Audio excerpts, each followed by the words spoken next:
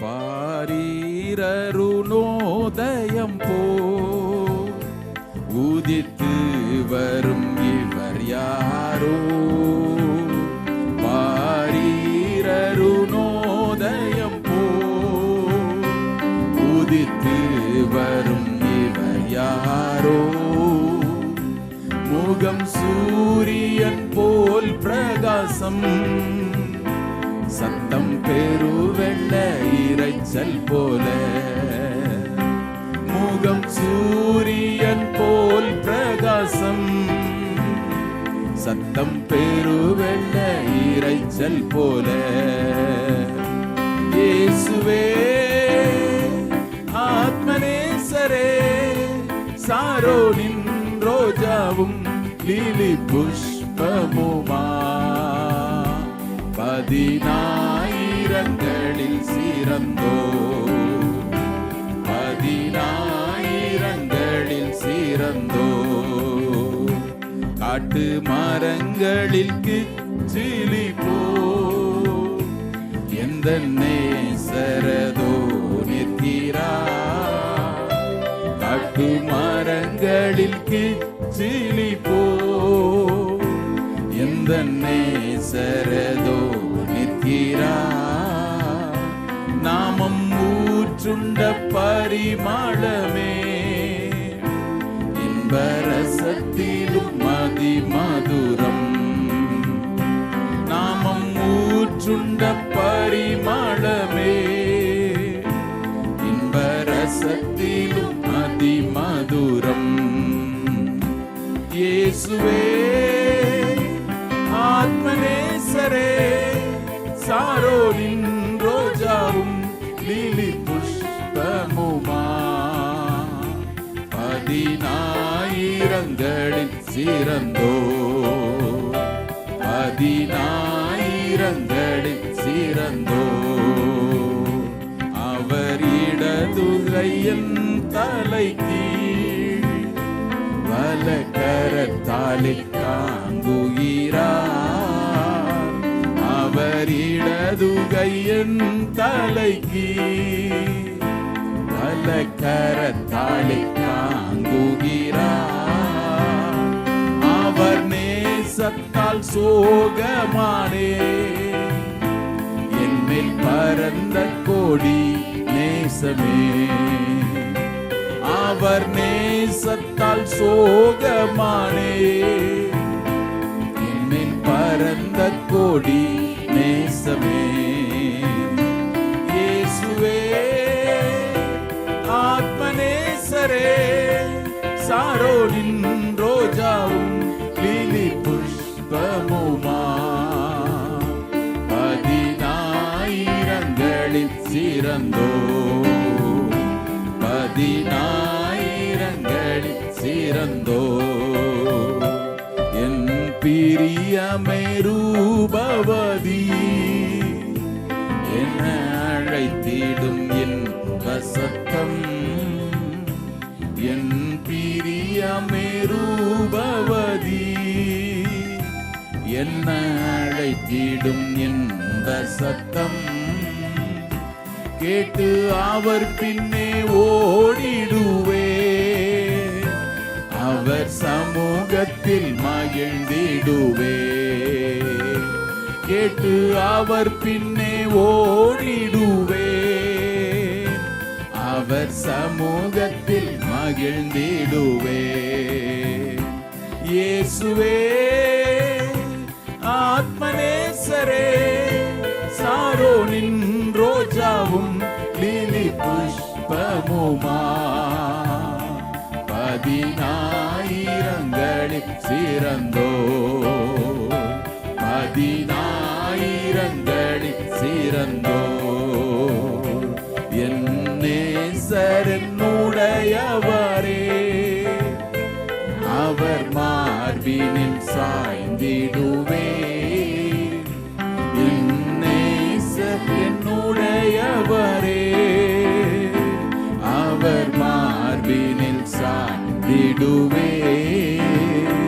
மணவாழியே வா என்பாரே, நானும் செல்ல நேரமே மணவாழியே வா என்பாரே, நானும் செல்லுவேன் அந்நேரமே. இயேசுவே ஆத்மநேசரே, சாரோனின் ரோஜாவும் லீலி புஷ்பமுமா, பதினாயிரங்களில் சிறந்தோ, பதினாயிரங்களில் சிறந்தோ, என் நேசரனுடையவரே, அவர் மார்பினில். எல்லாரும் எழுந்து நின்று பாடும். என் நேசரனுடையவரே, அவர் மார்பினில் சாய்ந்திடுவே. என் நேசரனுடையவரே, என் நேசரனுடையவரே, அவர் மார்பினில் சாய்ந்திடுவே. மணவாழியே வா என்பாரே, நானும் செல்லுவேன் அந்நேரமே. மணவாழியே வா என்பாரே, நானும் செல்லுவேன் அந்நேரமே. இயேசுவே ஆத்மநேசரே, சாரோனின் ரோஜாவும் லீலி புஷ்பமுமா, ஆயிரங்களின் சிறந்தோ. நேச விசேஷித்தவர் அவர், 1000 10,000ங்களிலே சிறந்தவர், வெண்மை சிவமானவர். இயேசுவே ஆத்மநேசரே, சாரோனின் ரோஜாவும் லீலி புஷ்பமுமா, பதினாயிரங்களில் சிறந்தோ, பதினாயிரங்களில் சிறந்தோ, காட்டு மரங்களில் சிலிப்போ, எந்த நேசரதோ நிற்கிறார். காட்டு மரங்களில் சிலிப்போ, எந்த நேசரதோ நிற்கிறார். நாமம் ஊற்றுண்ட பரிமளமே, இன்பரசத்திலும் அதிமதுரம்.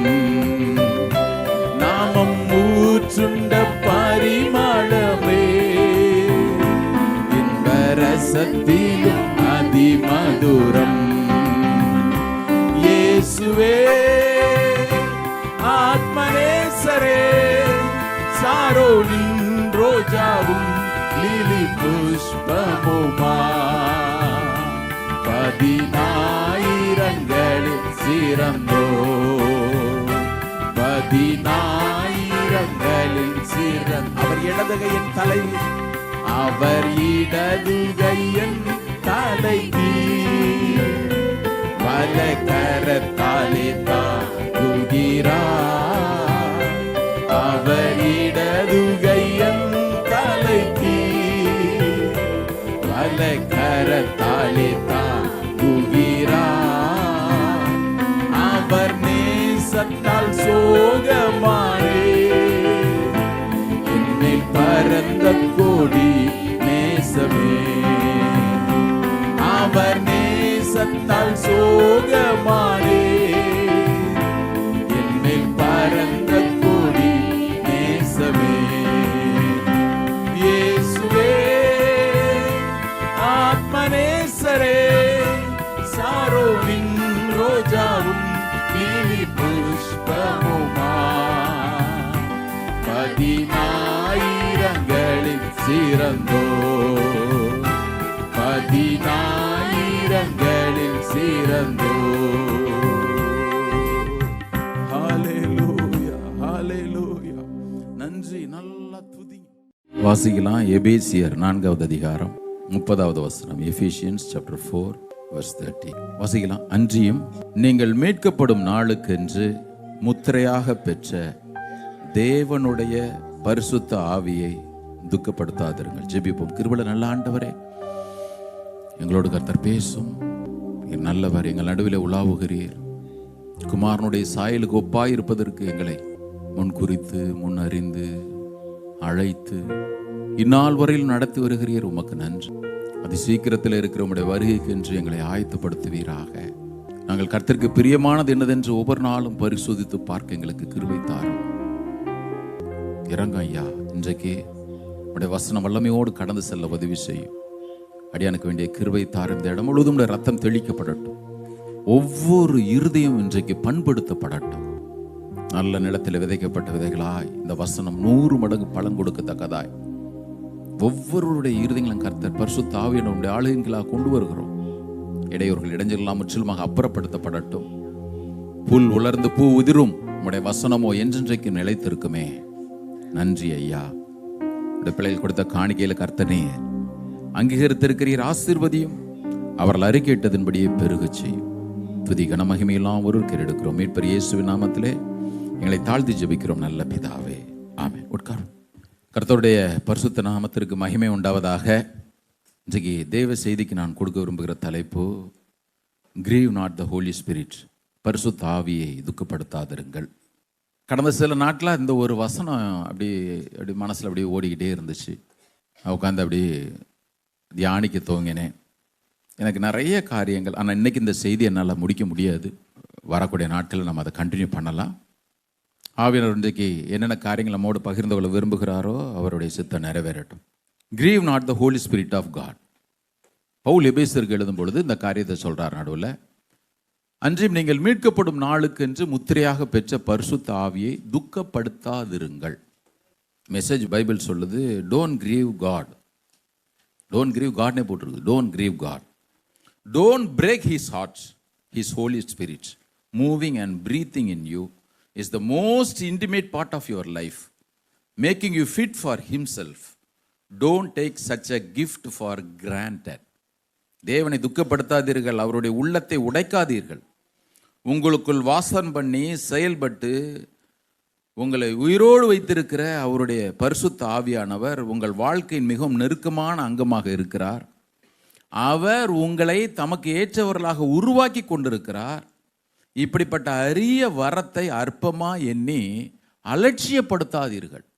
நோ டிரான்ஸ்லேஷன் சொல்லுது, don't cause the Holi spirit sorrow by the way you live. நீங்கள் வாழக்கூடிய இந்த விதத்தில், வாழ்க்கை முறையினால பரிசுத்த ஆவியானவரை நீங்கள் துக்கப்படுத்திடாதீங்க. ஆம்பிளிஃபைட் பைபிள் சொல்லும் பொழுது சொல்லுது, do not grieve the Holi spirit of God, do not offend or vex or sadden him. தேவனுடைய பரிசுத்த ஆவியை துக்கப்படுத்தாதீர்கள். அவரை மன வருத்தப்படுத்தவோ வேதனைப்படுத்தவோ சோகப்படுத்தவோ வேண்டாம். நல்லா கவனிக்கணும் சபை. நமக்குள்ள இருக்கிற ஆவியானவரை, பரிசுத்த ஆவியானவரை நீங்க வேதனைப்படுத்தவோ துக்கப்படுத்தவோ அல்லது மன வருத்தப்படுத்தவோ வேண்டாம். இது எபேசு சபைக்கு மாத்திரமல்ல, ஒவ்வொரு விசுவாசிக்கும் பரிசுத்த ஆவியானவர் இன்னைக்கு சொல்லுகிற காரியம்.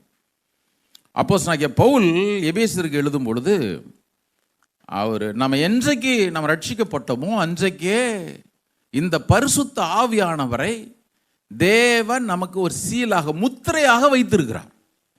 எபேசியர் 1:13 நீங்க வாசிப்பீர்களானால், நீங்களும் உங்கள் ரட்சிப்பின் சுவிசேஷமாகிய சத்திய வசனத்தை கேட்டு விசுவாசிகள் ஆனபோது வாக்குத்தத்தம் பண்ணப்பட்ட பரிசுத்த ஆவியால் அவருக்குள் முத்திரை போடப்பட்டீர்கள். அவருக்குள் முத்திரை போடப்பட்டீர்கள். 14வது வசனம், அவருக்கு சொந்தமானவர்கள் அவருடைய மகிமைக்கு புகழ்ச்சியாக மீட்கப்படுவார்கள் என்பதற்கு இந்த பரிசுத்த ஆவியானவர் நம்முடைய சுதந்திரத்தின் அச்சாரமாயிருக்கிறார். இதோட டிரான்ஸ்லேஷன் சொல்லும்போது சொல்லுது, தேவன் நமக்காக திட்டம் வைத்திருக்கிறார். பாருங்க, என் பிள்ளைக்கு என்னென்னலாம் கொடுக்கணும் ஒரு பிளான் வச்சிருக்கிறார்ல, அந்த பிளான் திட்டமிட்டிருக்கும் எல்லாவற்றையும் நாம் நிச்சயமாய் பெறுவோம் என்பதற்கான முதல் தவணை தான் இந்த பரிசுத்த ஆவியானவர். First instalment. அது முதல் தவணை அல்லது முன்பணம் போல், அட்வான்ஸ் கொடுக்கறது போல். அது வீட்டுக்கு போகிறோம், ஒரு வீடு வாடகை பார்க்குறோம், இல்லைன்னா வண்டி இஎம்ஐயில் எடுக்கிறோம், நீங்கள் எப்படின்னா எடுத்துக்கங்க. ஃபர்ஸ்ட் இன்ஸ்டால்மெண்ட் அல்லனா அட்வான்ஸ் கொடுக்கறது போல இன்னொருத்துல சொல்றது அந்த கல்யாணத்துக்கு இந்த பொண்ணு எனக்கு இந்த பையன் எனக்கு நிச்சயதார்த்த மோதிரம் மாத்திக்கிறாங்கல்ல, அதே மாதிரி தான் பரிசுத்த ஆவியானவரை உங்களுக்கு எனக்கும் கொடுத்துருக்கிறாரு. நிச்சயதார்த்தம் பண்ணிட்டாங்கன்னா எதுக்கும் போய் நம்ம ஊரில் சொல்லுவாங்க, எதுக்கும் போய் பூவை முடிச்சுட்டு வந்துடுவோம் அப்படி சொன்னால் தானே புரியும். இந்த பூ முடிக்கிறது போட்டு வைக்கிறதெல்லாம் என்னைக்கு போகணும்னு நமக்கு தெரியல. நமக்கு புரிகிற மாதிரி இங்கே ஆவியானவர் எழுதுறாரு. பொண்ணும் பார்த்து ஐயோ அந்த பொண்ணை வேற யாருக்கும் கொடுத்துருவாங்களோ, பையனை வேற யாருக்கும் கொடுத்துருவாங்களோ அப்படின்னு யாருக்கும் சந்தேகம் வரக்கூடாதுன்னு பொண்ணு விட பையன் விட பேசி போய் நிச்சயதார்த்த மோதிரம் மாற்றிப்பாங்க. அதே மாதிரி தேவன் உங்களுக்கும் எனக்கும் வச்சிருக்காரு பாருங்க. அவர் வருகை வரைக்கும் என்னென்னலாம் நன்மை வச்சிருக்கிறாரோ ஒன்று விடாம உனக்கு நான் தருவேன், சும்மா அப்படியே ரோட்டில் விட்டுற மாட்டேன் அப்படின்னு சொல்றதற்காகத்தான் நிச்சயதார்த்த மோதிரம் மாத்திக்கிற மாதிரி இந்த பரிசுத்த ஆவியானவரை கொடுத்திருக்கிறார். ஒரு டிரான்ஸ்லேஷன் சிக்னட்னே போட்டிருக்குது. ஃபர்ஸ்ட் இன்ஸ்டால்மெண்டாக இந்த பரிசுத்த ஆவியானவரை அவர் கொடுத்திருக்கிறார். இன்னைக்கு இந்த 6 அதிகாரங்களும் எபேசியருக்கு இன்னைக்கு வீட்டில் போய் தூங்குறதுக்கு முன்னாடி அதை வாசிச்சிடணும்.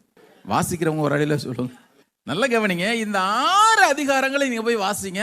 ஆவியானவர் ஆவியானவர் ஆவியானவர் ஆவியானவர் சொல்லிட்டு பவுல் மென்ஷன் பண்ணிக்கிட்டே இருப்பார். 6 அதிகாரங்களையும் பரிசுத்த ஆவியானவர் முத்திரையாக பெற்றதை போட்டிருக்கிறாரு. மாத்திரமல்ல, ஆவியினுடைய நிறைவை எப்படி அனுபவிக்கணும்னு போட்டிருக்கிறாரு.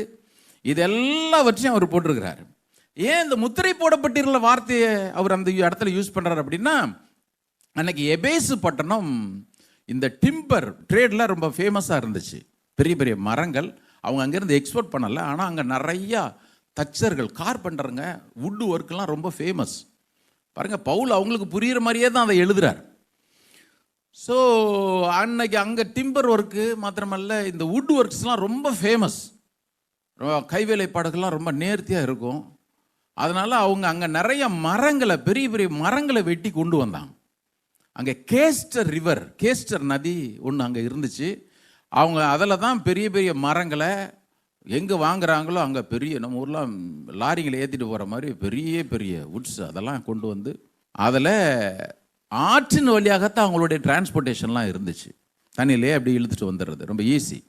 அதன் பிறகு ஒரு இடத்துல கொண்டு போய் அவங்கெல்லாம் சேர்த்து, ஸோ எங்கே வாங்குறாங்களோ அந்த வியாபாரியினுடைய முத்திரை அதில் போட்டுருவாங்க. இந்த வியாபாரி இது இவருக்குரியது, இது இவருக்குரியதுன்னு சொல்லிட்டு முத்திரை அதில் போட்டுருவாங்க, சீல் போட்டுருவாங்க. அது வந்து சேரும் பொழுது இந்த இவருக்குள்ளதுன்னு தானாக அவங்க பிரிக்கிறதுக்கு வசதியாக இருக்கும். அது என்னதான் தண்ணியில் அலசடி போட்டாலும் சரி, 10 பேரோடு அப்படி கலந்தாலும் சரி, இது இவருக்குரியதுன்னு சொல்லிட்டு முத்திரை ஒன்று போட்டு வச்சுருப்பாங்க. பவுல் இதைத்தான் மென்ஷன் பண்ணி அங்கே எழுதுறார்.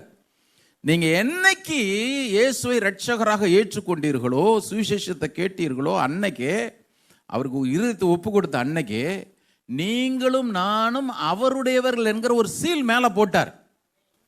இப்போ இந்த சீல்னால 2 காரியம் இருக்குது. நான் ஆபத்து சொல்ல மாட்டேன், 2 காரியம் இருக்குது. அதில் 1 ஆபத்து.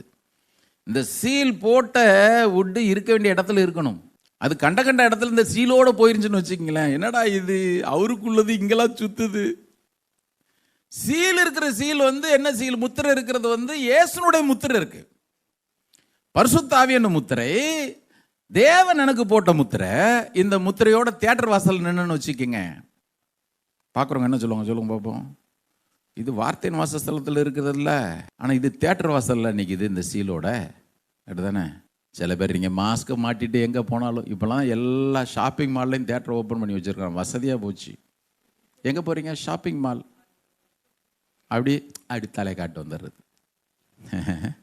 நீங்கள் மாஸ்க்கு போட்டிங்கன்னா எனக்கு தெரியாமல் இருக்கும், பக்கத்தில் இருக்கவங்க தெரியாமல் இருக்கும். தூரத்துலேருந்து ஒருத்தன் சிரிச்சுக்கிட்டே இருப்பான், நம்ம பார்ட்டி ஒன்று இருக்குது, இந்த ஓட்டு நமக்கு தான் கண்டிப்பாக.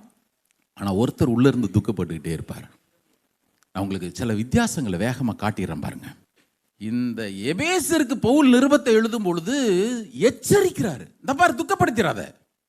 ஏன் அப்படின்னா, நீ உன்னுடைய ரட்சிப்பை இழந்து போகக்கூடியதான ஒரு சூழல் உனக்கு வந்துடும். நல்லா கவனிங்க. பழைய ஏற்பாட்டுக்கும் புதிய ஏற்பாட்டுக்குள்ள வித்தியாசத்தில் உங்களுக்கு வேகமாக சொல்லிடுறேன். கிறிஸ்தவ வாழ்க்கையில பரிசுத்த ஆவியானவருடைய ஆளுகையும் வழி நடத்துதலும் கண்டிப்பாக அவசியம். நீங்கள் சபைக்கு வர்றதுனால கிறிஸ்தவங்கள் ஆயிட மாட்டீங்க. நாம் சபைக்கு வர்றோங்க, நாம் வந்து தேவனுடைய பிள்ளைன்ற ஒரு பெயரை பெற்றிருக்கிறோம், ஏதோ ஒன்று செய்கிறோம், அதனால இந்த உலகத்தில் நாம் தேவனுடைய புத்திரராய் வாழ முடியாது. ரோமர் 8:14 சொல்லுது, எவர்கள் தேவனுடைய ஆவியினாலே நடத்தப்படுகிறார்களோ அவர்கள் தேவனுடைய புத்திரராய் இருக்கிறார்கள். ஒவ்வொருத்தரும் தேவனுடைய ஆவியினால நடத்தப்படணும். அவர் சொல்ற ஒவ்வொரு இன்ஸ்ட்ரக்ஷனும் கவனிங்க. பரிசுத்த ஆவியானுடைய சத்தத்துக்கு செவி கொடுக்கிறது எவ்வளவு அவசியம் அப்படின்னு கேட்டீங்கன்னா, நம்மை ஒவ்வொரு ஆபத்துகளில் இருந்தும் நம்முடைய கால் சறுக்காதபடிக்கு தப்பு வைக்கிறது அது அவருடைய ஆளுகையும் வழிநடத்தலும் ரொம்ப அவசியம், தெரியுமா? ஆமா. சரி, 1976 ஆண்டு அந்த சம்பவத்தெல்லாம் வாசிச்சவங்களுக்கெல்லாம் தெரியும். பெரியவங்க இருப்பாங்க, இல்லைன்னா அதில் அந்த மாதிரி சம்பவங்கள் ஆர்வம் உள்ளவங்களுக்கெல்லாம். ஆப்ரேஷன் எண்டபே அப்படின்னு சொல்லிட்டு இஸ்ரேலுடைய மொசாட் ஒரு பெரிய ஆப்ரேஷன் நடந்துச்சு. ஒரு பெரிய மிலிட்ரி ஆக்ஷன் ஒன்று நடந்துச்சு. அப்போது இஸ்ரேலேருந்து ஃப்ரான்ஸு போன அந்த ஃப்ளைட்டில் நிறைய பேர் இருந்தாங்க. அதில் கிட்டத்தட்ட ஒரு 106 பேர் யூதர்கள். பாலஸ்தீன ஆதரவு தீவிரவாதிகள் ஒரு 7-8 பேர் என்ன பண்ணாங்க, அந்த ஃப்ளைட்டை ஹைஜாக் பண்ணி உகாண்டாவில் கொண்டு போய் நிறுத்திட்டாங்க. உகாண்டாவில் இடியமின்ற ஒரு பெரிய சர்வாதிகாரி இருந்தான். அங்கே கொண்டு போய் நிறுத்தி தீவிரவாதிகள்லாம் விடுவிக்கணும் அப்படின்னு சொல்லிட்டு ஒரு பெரிய பேரம் நடந்துகிட்டே இருந்துச்சு. 1976. இப்போது இஸ்ரேலில் இருந்து மொசாட் பிரிவை சேர்ந்தவங்க, எலைட் பிரிவு, அவங்களெல்லாம் அந்த ஹைஜாக்கப்பட்ட ஜனங்கள்லாம் மீட்கணும்னு சொல்லிட்டு ஒரு பெரிய நடவடிக்கை. அது ரொம்ப இன்ட்ரெஸ்டிங்காக இருக்கும். இடிஎம்என் யூஸ் பண்ணுற மாதிரியே பென்ஸ் காரெல்லாம் கொண்டு போய் அவங்க அப்படி இறக்கி அப்படி ஒரு மாதிரி கொண்டு போனாங்க. அங்கே போனால் அங்கே இருந்த யூதர்கள் பணைய கைதிகள் கிட்டத்தட்ட 103 பேரை அவர்கள் உயிரோடு மீட்டார்கள். 2 பேர் செத்துட்டாங்க. ஒரு அம்மா ஹாஸ்பிட்டலுக்கு கொண்டு போன பிறகு அங்கே இருந்த ஒரு உகாண்டா போர் வீரன் அந்த அம்மாவை சுட்டுட்டா. 3 பேர் தான் அந்த இதில் இறந்தது. போன வீரர் ஒருத்தர் இறந்தார். இதில் ரொம்ப இன்ட்ரெஸ்டிங்கான சம்பவம் சொல்லிடுறேன். அவங்க அங்கே போய் ஜனங்கள் எல்லாம் உட்கார்ந்துருக்குறாங்க. தீவிரவாதிகள் அவர்கள் நடுவில் உட்கார்ந்து துப்பாக்கியோட பார்த்துக்கிட்டே இருக்கிறாங்க. அவங்கள தப்பு வைக்கிறதுக்கு போன இராணுவ வீரர்கள் ஒரே ஒரு காரியத்தை தான் செஞ்சாங்க. என்ன அப்படின்னு கேட்டிங்கன்னா, அங்கே இருக்கிற எல்லா யூதர்களுக்கும் தெரிகிற ஹீப்ரூவில், ஏன்னா ஹீப்ரூவில் சொன்னோன்னா அங்கே இருக்கிற தீவிரவாதிகளுக்கும் புரிஞ்சிடும். அதனால் இடிஷ்ன்ற ஒரு மொழியில் சொன்னாங்க. இது ஜெர்மன், அந்த அரமைக்கெல்லாம் கலந்த ஒரு மொழி. அதை எல்லா யூதர்களும் பேசுவாங்க. பாருங்க, தரையில் படுங்க அப்படின்னா இடிஷ் மொழியில். அந்த மொழி தெரிஞ்சவங்க எல்லாம் டக்குன்னு தரையில் படுத்துட்டான். நின்னவன்லாம் சுட்டானுங்க. தீவிரவாதிகள் எல்லாம் காலி. ஆனால் மொழி தெரிஞ்சும் கீழ்ப்படியாமல் அப்படியே வேடிக்கை பார்த்துச்சு பாருங்க. அதில் 2 போயிடுச்சு. மொழி தெரியும், இடிஷ் மொழி தெரியும், ஆனால் கீழ்ப்படியாமல் நின்னான் பாருங்க, போயிடுச்சு. சொன்ன உடனே என்ன ஒன்றும் அதெல்லாம் யோசிக்கல. எல்லாரும் தரையில் படுங்க, டக்குன்னு படுத்தான். 103 பேர் எஸ்கேப் ஆயிட்டான். அவங்கள தூக்கிட்டு வந்துட்டாங்க இஸ்ரேலுக்கு. பரிசுத்தாவின் அதே மாதிரி தான் அவருடைய மெல்லிய சத்தத்திற்கு ஒவ்வொரு விசுவாசியும் அழகாக செவி கொடுக்கிற ஒரு அனுபவத்தை இன்னைக்கு வாங்கிருங்க. பிரதர், நீங்கள் சபைக்கு வர்றீங்க போகிறீங்க, எனக்கு ஒரு நாள் அதில் திருப்தியே கிடையாது. சர்ச்சில் 1000 பேர் வர்றாங்க, நான் சொல்கிறேன், எனக்கு அதில் திருப்தியே கிடையாது. ஒவ்வொரு விசுவாசியும் ஆவியானவருக்கு என்ன பிரியம். நான் நேற்று முந்தானத்தெல்லாம் இரவெல்லாம் என்னுடைய ஜெபம், சபை செத்த சபையாக இருக்கக்கூடாது ஆண்டவரே. சபை செத்த சபையாக இருக்கணும். அதுக்கு நான் போதகனாக இருக்க விரும்பலை. இந்த சபை செத்த சபையாக இருக்கக்கூடாது. நீர் உயிர்ப்பிப்பீரானால். சார்லஸ் ஸ்பர்ஜன் அவர்கிட்ட கேட்டாங்க, உங்களுடைய ஜெபம் கடைசி ஜெபமாக எது இருக்கணும்னு விரும்புகிறீங்க அப்படின்னு அவர் சொன்னார், ஒவ்வொரு திருச்சபையிலும் பரிசுத்த ஆவியின் அக்கினை நீர் ஊற்ற மாட்டீரும் ஆண்டவரே. இதை ஒன்றா தான் ஒரு என்ன கேட்டார். நான் ஆண்டவர்கிட்ட தான் கேட்டோம், ஆண்டவரே இந்த சபையை நீர் உயிர்ப்பித்தே ஆக வேண்டும். என்னை உயிர்ப்பி, குடும்பத்தை உயிர்ப்பி ஆண்டவரே. சபையில் இருக்கிற ஒவ்வொருவரையும் கர்த்தர் நீர் உயிர்ப்பிப்பீராக. எப்போ உயிர்ப்பிக்கப்பட முடியும்? ஒவ்வொரு நொடியும் இடைவிடாதபடிக்கு அவருடைய சத்தத்திற்கு. பிரதர், இதெல்லாம் சாத்தியம் இல்லை. சாத்தியம் உண்டு. சாத்தியம் இருக்கிறதுனால தான் வேதம் எழுதுது.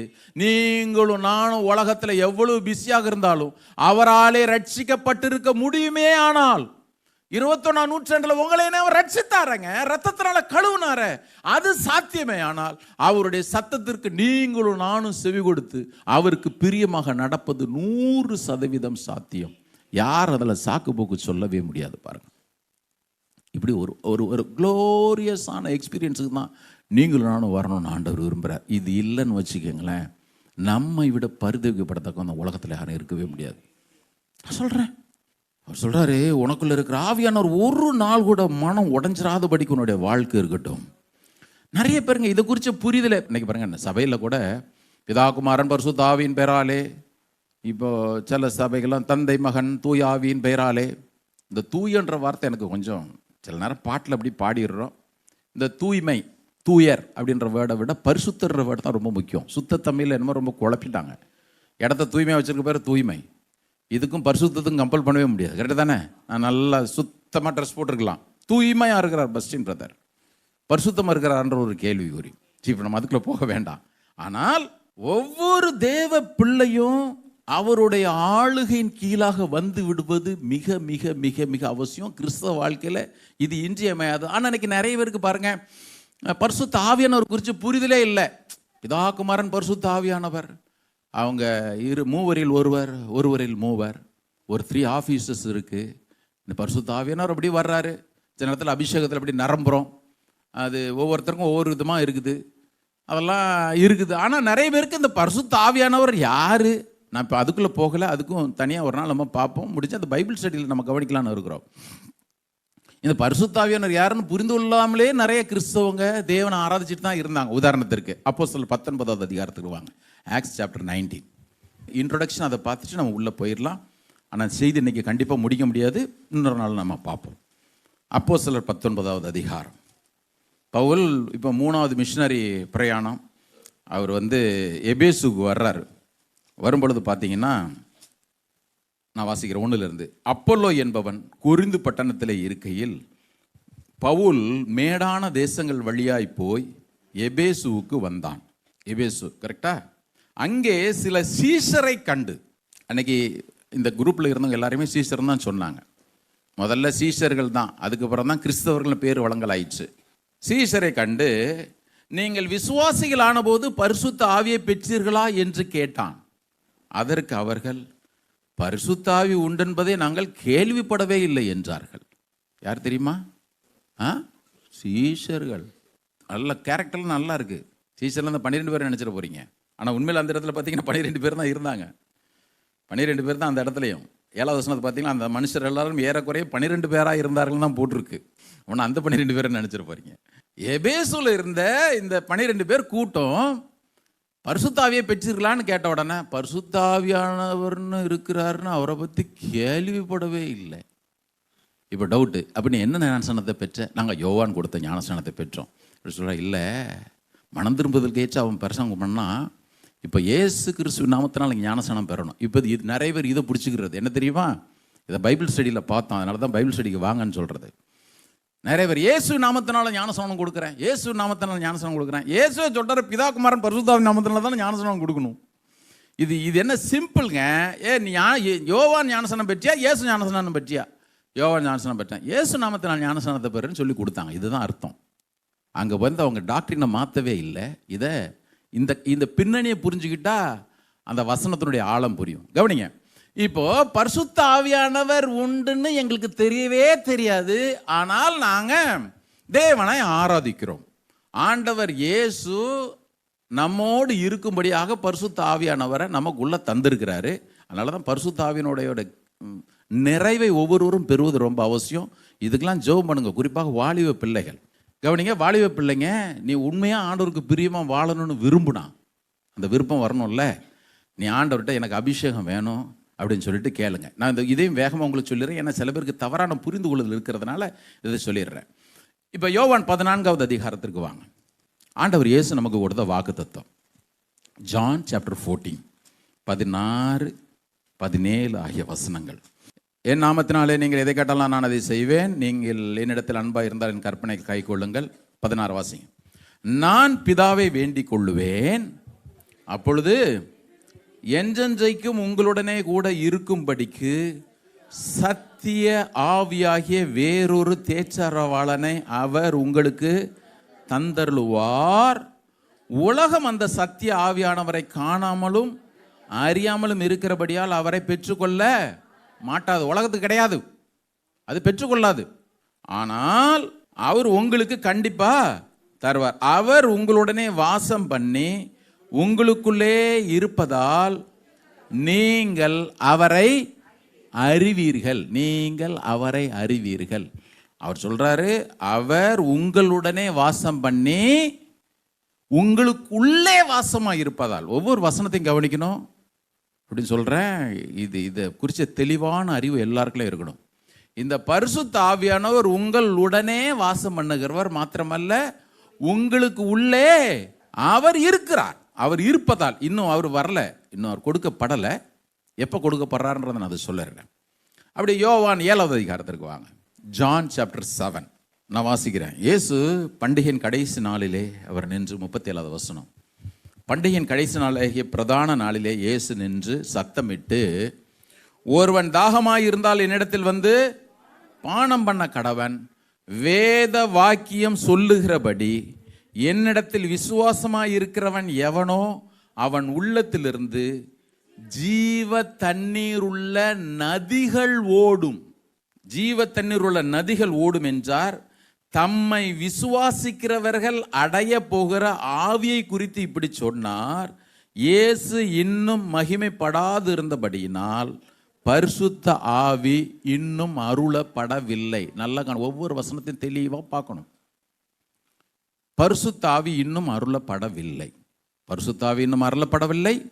14வது அதிகாரத்தில் சொல்லிட்டார். 15, 16 நீங்கள் அப்புறம் வீட்டில் வாசிங்க. அதெல்லாம் நமக்கு ஆவியானவர் குறித்து அவர் கொடுத்த வாக்கு தத்தம்.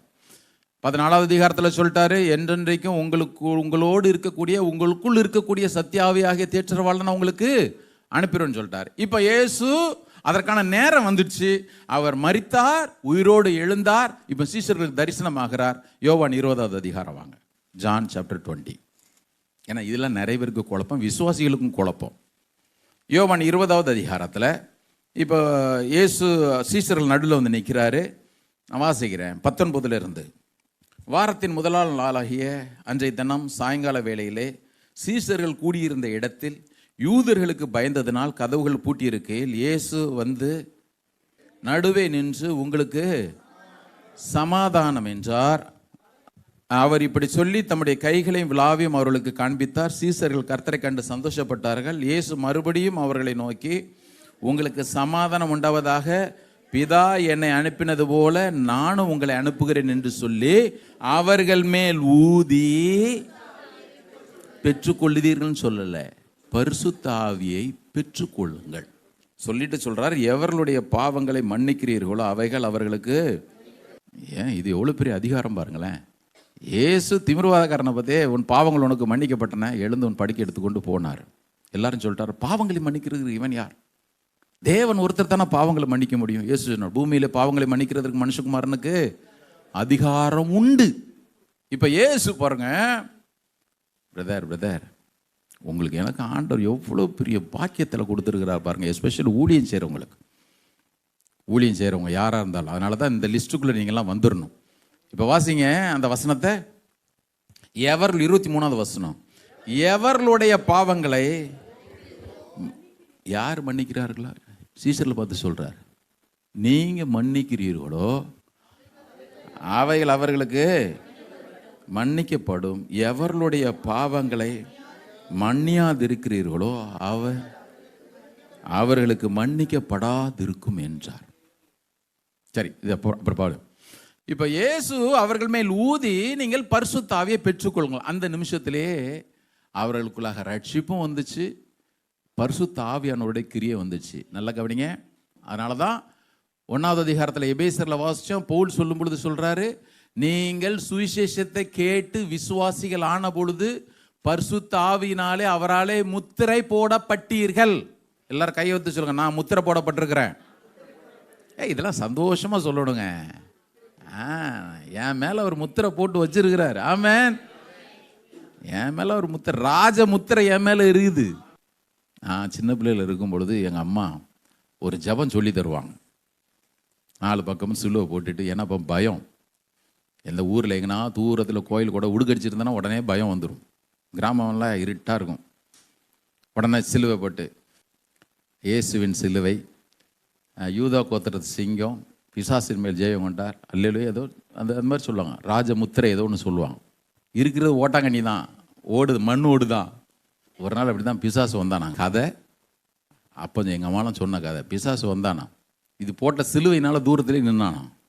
நின்றுட்டு சொன்னானா, உள்ளே இருக்கிறது ஓட்டு சட்டி, மண் சட்டி, வெளியே இருக்கிறது என்னவோ ராஜமுத்திரை. உண்மை தானே?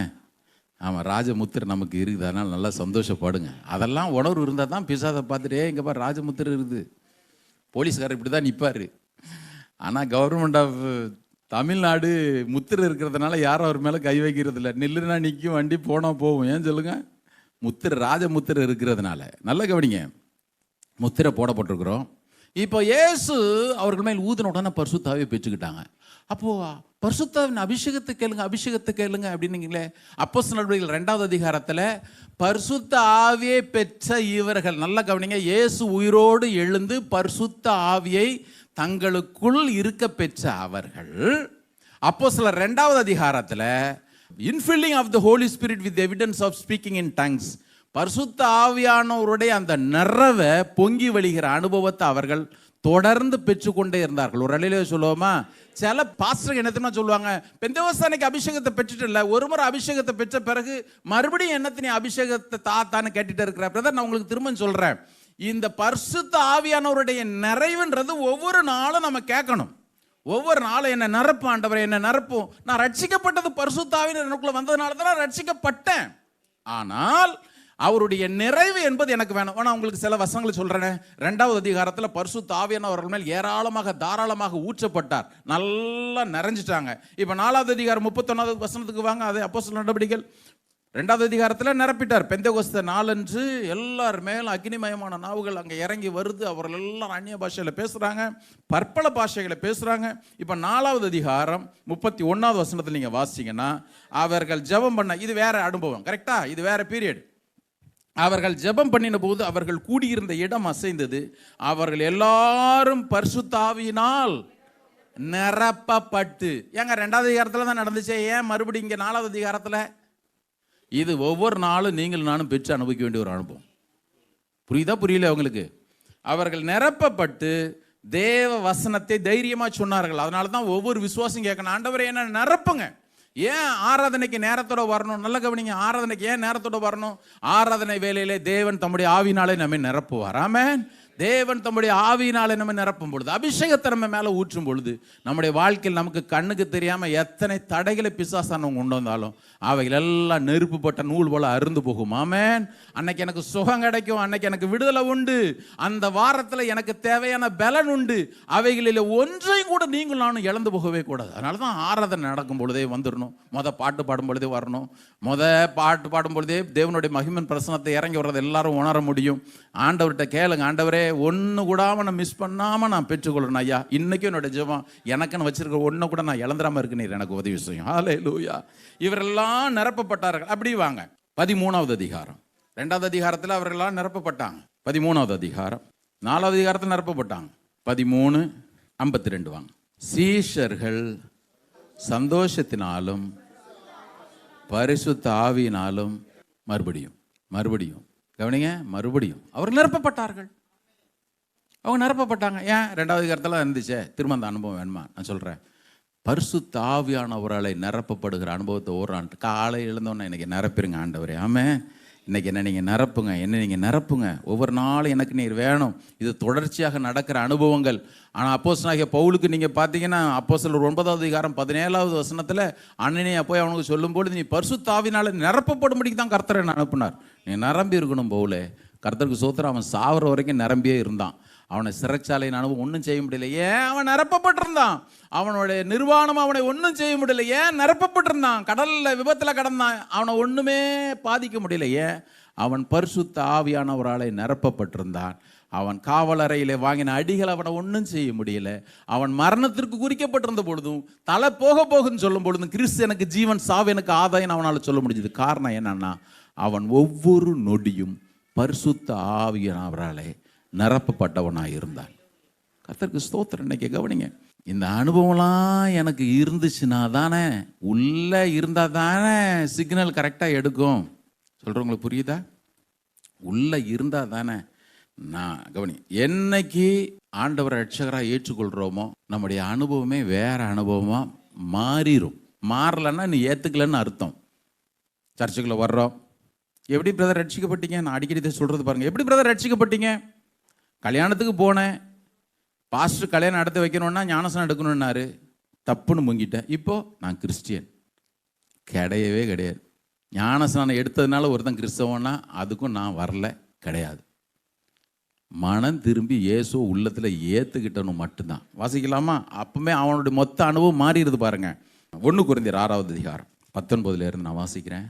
உங்கள் சரீரமானது நீங்கள் தேவனாலே பெற்றும் உங்களில் தங்கியும் இருக்கிற பரிசுத்த ஆவியனுடைய ஆலயமாய் இருக்கிறது என்றும் நீங்கள் உங்களுடையவர்கள் அல்ல என்றும் அறியீர்களா?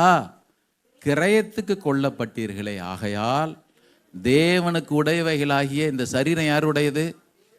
நீங்க என்னதான் சிவி சிங்கரிச்சாலும், என்னதான் மேக்கப் போட்டாலும், என்னதான் விட்டமின் டேப்லெட் உள்ள போட்டாலும், என்னதான் போயிட்டு ஜிம்முக்கு போனாலும், வசனம் சொல்லுது உன் சரீரம் தேவனுக்கு உரியது. தேவனுக்கு உரிய இந்த சரீரத்தினால நீ ஒன்னே ஒன்று தான் செஞ்சு ஆகணும். உன் இஷ்டம் போல் ஆடக்கூடாது. உன் சரீரத்தினால மாத்திரமல்ல, உன்னுடைய ஆவியினால உனக்கு தந்திருக்கிற உனக்குள்ள ஒரு ஆவி இருக்குல்ல, பஸ்டினுக்கு ஒரு ஆவி இருக்கு. இந்த ஆவி போச்சுன்னா முடிஞ்சுது. இந்த ஆவினாலும் இந்த சரீரத்தினாலும் தேவனை மகிமைப்படுத்தி தான் தீரணும். ஏன் அப்படின்னு கேட்டீங்கன்னா, அதுக்கு முந்தின வசனத்தை வாசிங்க. இப்போ 19, உங்கள் சரீரமானது நீங்கள் தேவனாலே பெற்றும் உங்களில் தங்கியும் இருக்கிற பரிசுத்த ஆவியினுடைய ஆலயமா இருக்கிறது என்றும். இதுதான் ரொம்ப முக்கியம். நீ உனக்குள்ளவனே கிடையாது, நீ உனக்குள்ளவன் கிடையாது, நீ உங்களுடையவன் அல்ல, உன்னுடையவன் அல்ல என்பதை நீ நன்கு அறிந்து கொள். கர்த்தருக்கு ஸ்தோத்திரம். இப்போ நம்ம அழகா சொல்ல, ஆண்டவரே பலவீனம் தாக்கும் பொழுது இந்த சரீரம் உம்முடைய சரீரம் ஆண்டவரே சொல்லலாம்ல, இந்த சரீரம் உம்முடைய சரீரம். ஆனால் இஷ்டம் போல் ஆடிட்டு இந்த சரீரம் ஆண்டவர் உம்முடைய சரீரம். ஆண்டவர் சொல்ல, எங்கே ஏன் சரீரம், எங்கே ஏன் சரீரம்? சில பேர் பாருங்க, ஆண்டவரே எல்லாத்தையும் தந்துடுறேன், இந்த கண்ணை மட்டும் கொடுக்கவே மாட்டேன். ஏன்? காலையிலேருந்து ஃபேஸ்புக்கில் ஒரு ஒரு ஒரு 10 போட்டு அதில் ஒரு 20 லைக்கை போட்டு, அடுத்தது கண்ணெல்லாம் மொத்தம் எடுத்துக்கிறோம். ஆண்டவரே பீரோ சாவி கூட மட்டும் தந்துடுறேன், இந்த வாயை மட்டும் நான் வச்சுப்பேன், இந்த வாயை மட்டும் உமக்கு தர்றதே இல்லை. அதான் ஒரு மாதிரி ஒரு பாஸ்டர் சொல்லும்போது சொன்னார், இந்த ஞான ஸ்நானத்தில் பாருங்கள், இந்த நாக்கு மட்டும் தப்பிடும், நாக்கு மட்டும் தப்பிடும். அதனால தான் அது கண்ட மேனிக்கு, அதுக்கு மட்டும் பேப்டிசமே கிடையாது. நினைக்கிறோம் ஞானஸ்நானம் கொடுக்க முடியல, நாக்க வெளியே நீட்டு, அது அடங்கவே மாட்டேங்குது பாருங்க. அப்படி தான் அது ஒருத்தனுக்கு அடங்கவே மாட்டேங்குது. அது ஆமாம், நாக்கை நீட்டி நீங்கள் சிரிக்கிறீங்க, ஆனால் செஞ்சு ஆக வேண்டியிருக்கு, வேறு என்ன பண்ணுறது? அவர் சொல்கிறது, அந்த நாக்கு உனக்கு இல்லை. நாக்கு பேசும்பொழுது அப்படியே பிடிச்சிட்டு ஒரு நாளைக்கு ஆவியானவர் வந்து நின்று நீட்டுற நாக்கா, நான் கோபத்தில் பேசுகிற நினைக்க போகிறீங்க. ஆவியானவர் அப்படிலாம் செய்வார், ஆனால் கண்டிப்பாக செய்வார். அதுதான் பின்னால் பார்க்கணும். பிரதர் கிருபை நாட்கள், பிரதர் இரு அந்த கிருபையினால தான் அன்னையனை சப்பிராவில் போட்டு 4 சாத்து சாத்தினார். டைம் இருந்தால் பின்னால் பார்க்க போகிறோம். நல்லா கவனிங்க. இப்போ 1 கொரிந்தியர் 16வது அதிகாரம் 19-20 வசனங்கள் என்ன தெரியுமா பார்த்தோம்? உங்களுக்குள்ள ஆண்டவர் இருக்கிறாரு, பரிசுத்த ஆவியானவர் இருக்கிறாரு. இந்த பரிசுத்த ஆவியானவர் இருக்கிறதுனால உன் நடக்க பேச்சு எல்லாம் அவருக்கு பிரியமா இருக்கிற மாதிரி நீ கொஞ்சம் பார்த்துக்க அப்படின்னு சொல்லிட்டு அவர் நம்ம எச்சரிக்கிறார். நீ உனக்கு சொந்தமே இல்லை. நல்ல கவனிங்க. இப்போ நான் பழைய ஏற்பாட்டில் ஒரு சம்பவத்தை காட்டிடுறேன். நீங்கள் கேட்டின உடனே பிரதர் பரிசுத்த ஆவியானவர் போயிடுவாரான்னு கேட்காதீங்க. பழைய ஏற்பாட்டில் பார்த்தீங்கன்னா பரிசுத்த ஆவியானவர் போயிடுறார். ஒருத்தன் பாவம் செய்யும் பொழுது போயிடுறாரு. தேவ மகிமை அவர்களை விட்டு விலகிருது. தேவ மகிமை, உதாரணத்துக்கு இன்னைக்கு வாசிச்சோமே எசேக்கியேல் 8வது அதிகாரம், வாங்க பார்ப்போம். நான் பார்த்துட்டு உங்களை எக்ஸ்பிளைன் பண்ணி விட்டுறேன். எசேக்கியேல் 8வது அதிகாரம் வாங்க. நீங்கள் 8, 9, 10 அப்புறம் வீட்டில் போய் வாசிங்க. தேவ மகிமை ஆலயத்தை விட்டே போயிடுச்சு அப்படின்னு வாசிக்கிறோம்.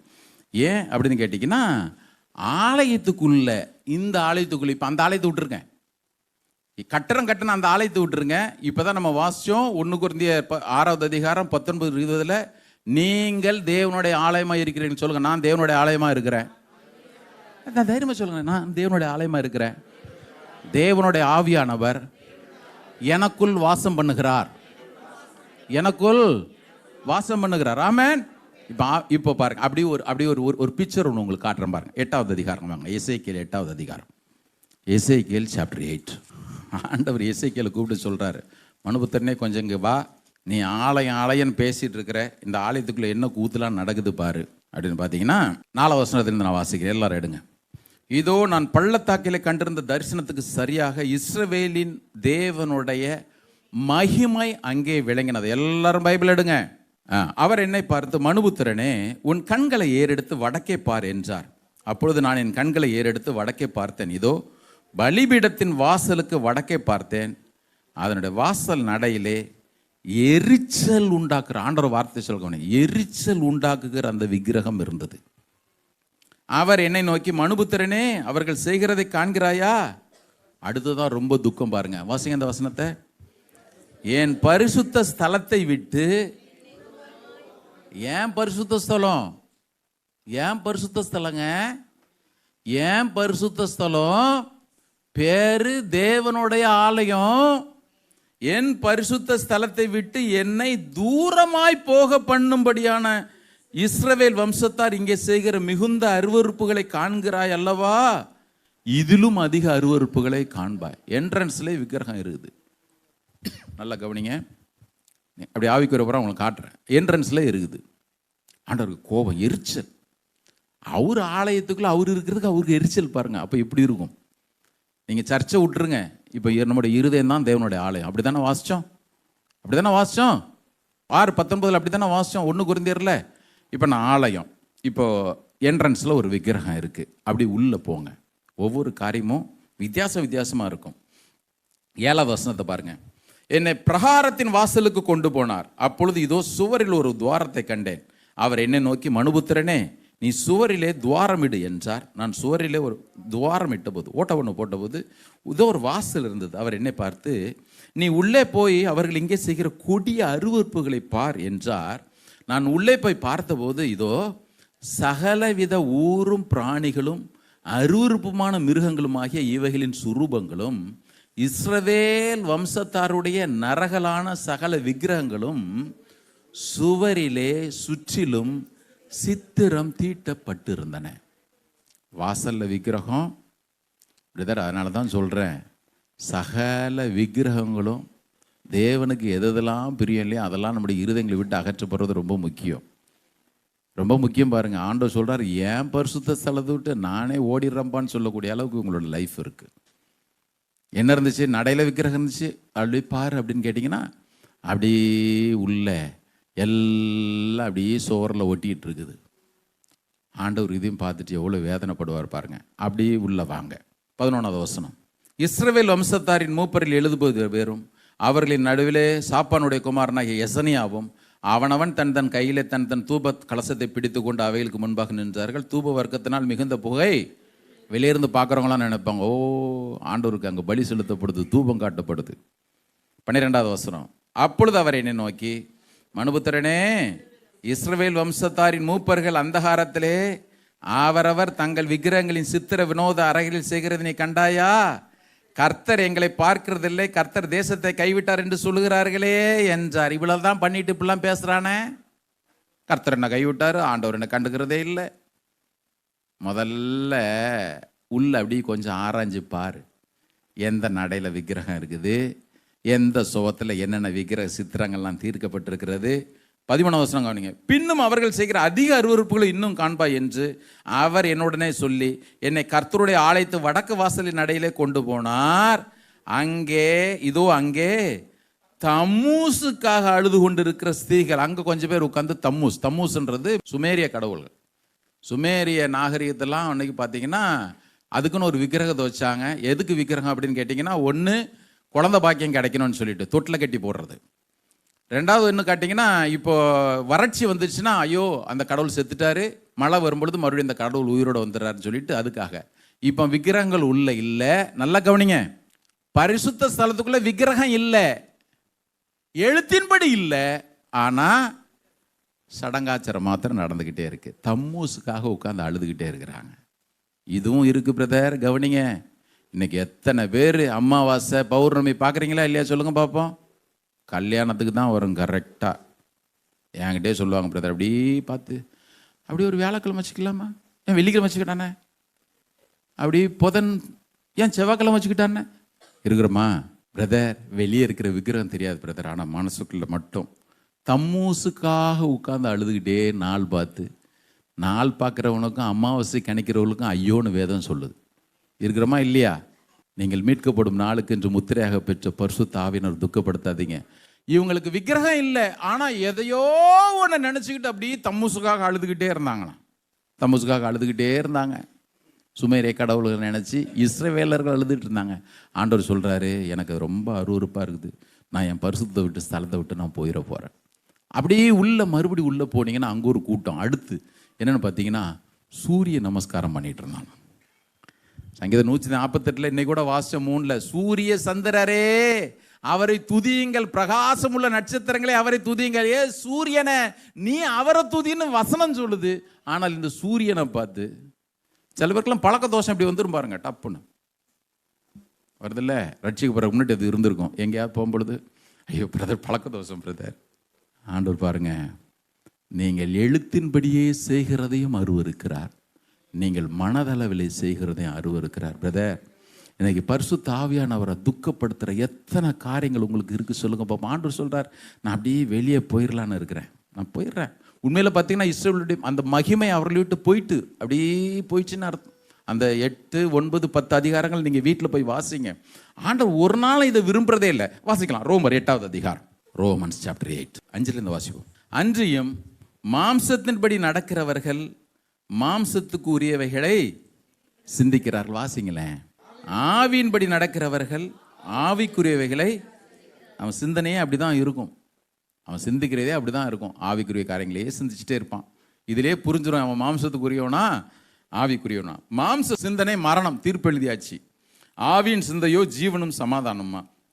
எப்படி என்றால் மாம்ச சிந்தை தேவனுக்கு விரோதமான பகை, அது தேவனுடைய நியாயப்பிரமாணத்துக்கு அல்லது கட்டளைகளுக்கு அல்லது வார்த்தைகளுக்கு கீழ்ப்படியாமலும் கீழ்ப்படிய கூடாமலும் இருக்கிறது.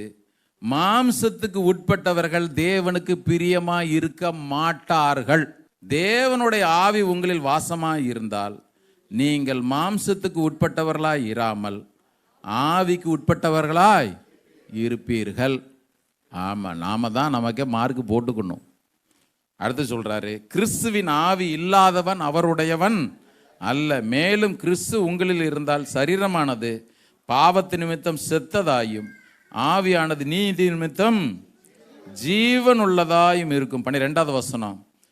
ஆகையால் சகோதரரே, மாம்சத்தின்படி பிழைப்பதற்கு நாம் ஒன்றும் மாம்சத்துக்கு கடனாளி இல்லை.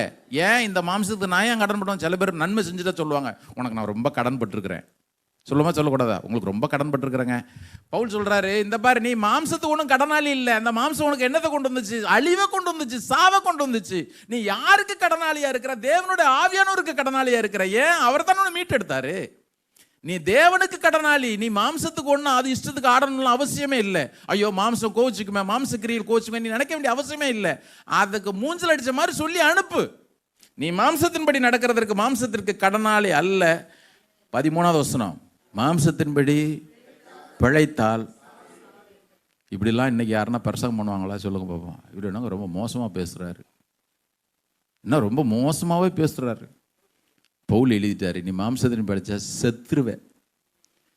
ஆவினாலே சரீரத்தின் செய்கைகளை அழித்தால் பிழைப்பீர்கள் அப்படின்னு சொல்லிட்டு, மேலும் எவர்கள் தேவனுடைய ஆவினாலே நடத்தப்படுகிறார்களோ அவர்கள் தான் தேவனுடைய புத்திரராக இருக்கிறார்கள். எல்லாரும் கரங்களுக்கு சத்தமுறையிலே சொல்லுவோமா?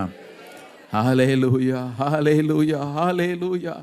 இதைத்தான் நம்ம கலாத்தியர் 4வது அதிகாரம் 6-7 வசனங்கள் அப்போ நான் சொல்லும் பொழுது சொன்னேன். அவர் அப்பா பிதாவே என்று கூப்பிடத்தக்கதாக தம்முடைய குமாரனுடைய ஆவி உங்களுக்குள்ள தந்திருக்கிறார். கரெக்ட் தானே? ஏசு எவ்வளோ ராயல் ரைட்டாக அப்பா அப்படின்னு சொன்னாரோ. ஏன்னா யூதர்லாம் சொல்லாங்க, எப்படி தேவன் நீ அப்பான்னு சொல்ல முடியும்? நீ அவருக்கு சமம் ஆக்கிட்டே. வேதம் சொல்லுகிறது, அந்த ஆவியை தான் உங்களுக்குள்ள எனக்கு தந்திருக்கிறார். ஆவியான எல்லாரும் கரங்களுக்கு சத்தமுறையில சொல்லுவோமா? ஆமென். முழங்கால் படியிடும் பொழுது நீங்களும் நான் அந்த ஆவி உள்ள பெற்றிருக்கிறபடினாலே அவர் என்ன நம்பிக்கையோடு லாசர் கல்லறைக்கு முன்னால் நின்று சொன்னாரு, செத்த மனுஷன் உயிரோடு எழுப்ப போறேன், பிதாவே நீர் எனக்கு செவி கொடுக்கிறபடினால் சோத்திரம். பிதாவே, அப்பா. அதே ஆவியை தான் இன்னைக்கு உங்களுக்குள்ள எனக்கு கர்த்தர் கொடுத்துருக்கிறார். பிரதர், இந்த பாக்கியத்தெல்லாம் ஒரு நாள் இழந்துடாதீங்க. இந்த ஆவியானவர் ஒவ்வொரு நாளும் உங்களிடத்துல பேச அனுமதியுங்கள். இந்த ஆவியானவர் பேசும் பொழுது அவருக்கு கீழ்ப்படுகிற அனுபவத்தை கற்றுக்கொள்ளுங்க. அது சிறியதோ பெரியதோ. நான் இன்னைக்கு ஆண்டோட்ட கேட்கிறேன், ஆண்டவரே, என் வாழ்க்கையில எதை இழப்பதற்கும் நான் ரெடியா இருக்கிறேன், என்கிட்ட சொல்லுங்க ஆண்டவரே. அதை கீழ்ப்படுகிறதுக்கு எனக்கு கிருபையில் தாங்க. அதனுடைய வேல்யூ எவ்வளவு பெருசாக இருந்தாலும் பரிசுத்த ஆவியானவர் நமக்கு உதவி செய்யட்டும். நல்ல கவனிங்க, இந்த ஆவியானவர் எனக்குள்ள இருக்கிறாரு. இப்போ நம்ம வாசிச்சோமே எசேக்கியேல் 8வது அதிகாரத்தில், அவர் அந்த மகிமை விட்டு போகக்கூடாது, மகிமையில் துக்கப்படக்கூடாதுன்ற கவனமாக இருக்கணும். பழைய ஏற்பாட்டில் ஆவியானவர் போயிடுவார், சிம்சோனை விட்டு கர்த்தர் விலகினார். ஆனால் புதிய ஏற்பாட்டில் ஆவியானவர் போக மாட்டார். தப்பாக பிரசங்கம் பண்ணல, கரெக்டாக நான் உங்களுக்கு பிரசங்கம் பண்ணுறேன். ஆவியானவர் புதிய ஏற்பாட்டில் நம்மை விட்டு விலகிட்டாருன்னு நீங்கள் யாரும் நினைக்காதீங்க. ரெண்டுக்கு வித்தியாசத்தை சொல்லிடுறேன். 51ஆம் சங்கீதத்தில் தாவீது சொல்லும் பொழுது சொன்னால், உங்களுடைய நல்ல ஆவியானவர் என்னை விட்டு, பரிசுத்த ஆவியானவர் விட்டு என்னை விட்டு விளக்கிறாதீங்க. ஜெபம் பண்ணணும், ஜெபம் இல்லையா? ஆமாம். இன்றைக்கி அதே ஜெபத்தை நம்ம பண்ண வேண்டிய அவசியம் இல்லை.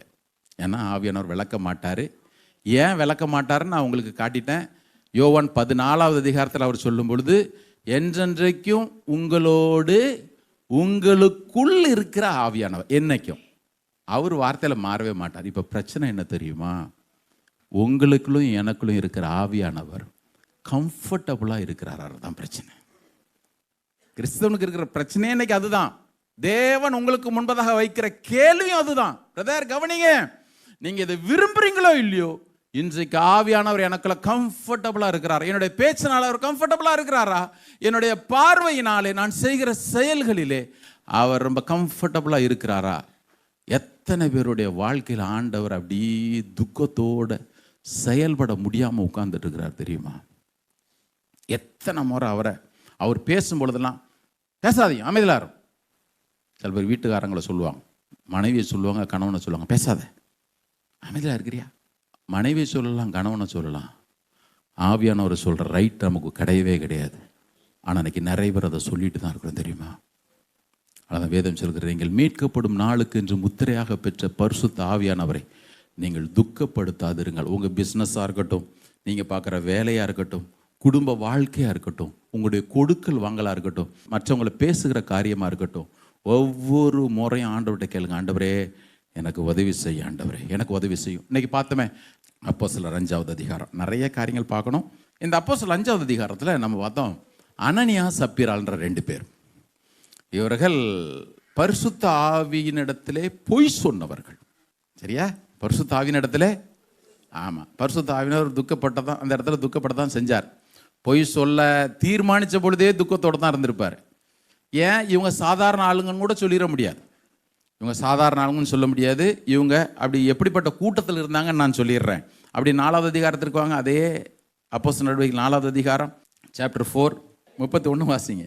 அவர்கள் ஜெபம் பண்ணபோது அவர்கள் கூடியிருந்த இடம் அசைந்தது. அவர்கள் எல்லாரும் பரிசுத்த ஆவியினால் நிரப்பப்பட்டு தேவ வசனத்தை தைரியமாக சொன்னார்கள். அதனுடைய தொடர்ச்சி தான் 32வது வசனம். விசுவாசிகளாகிய திரளான கூட்டத்தார் ஒரே இருதயமும் ஒரே மனமுள்ளவர்களாக இருந்தார்கள்.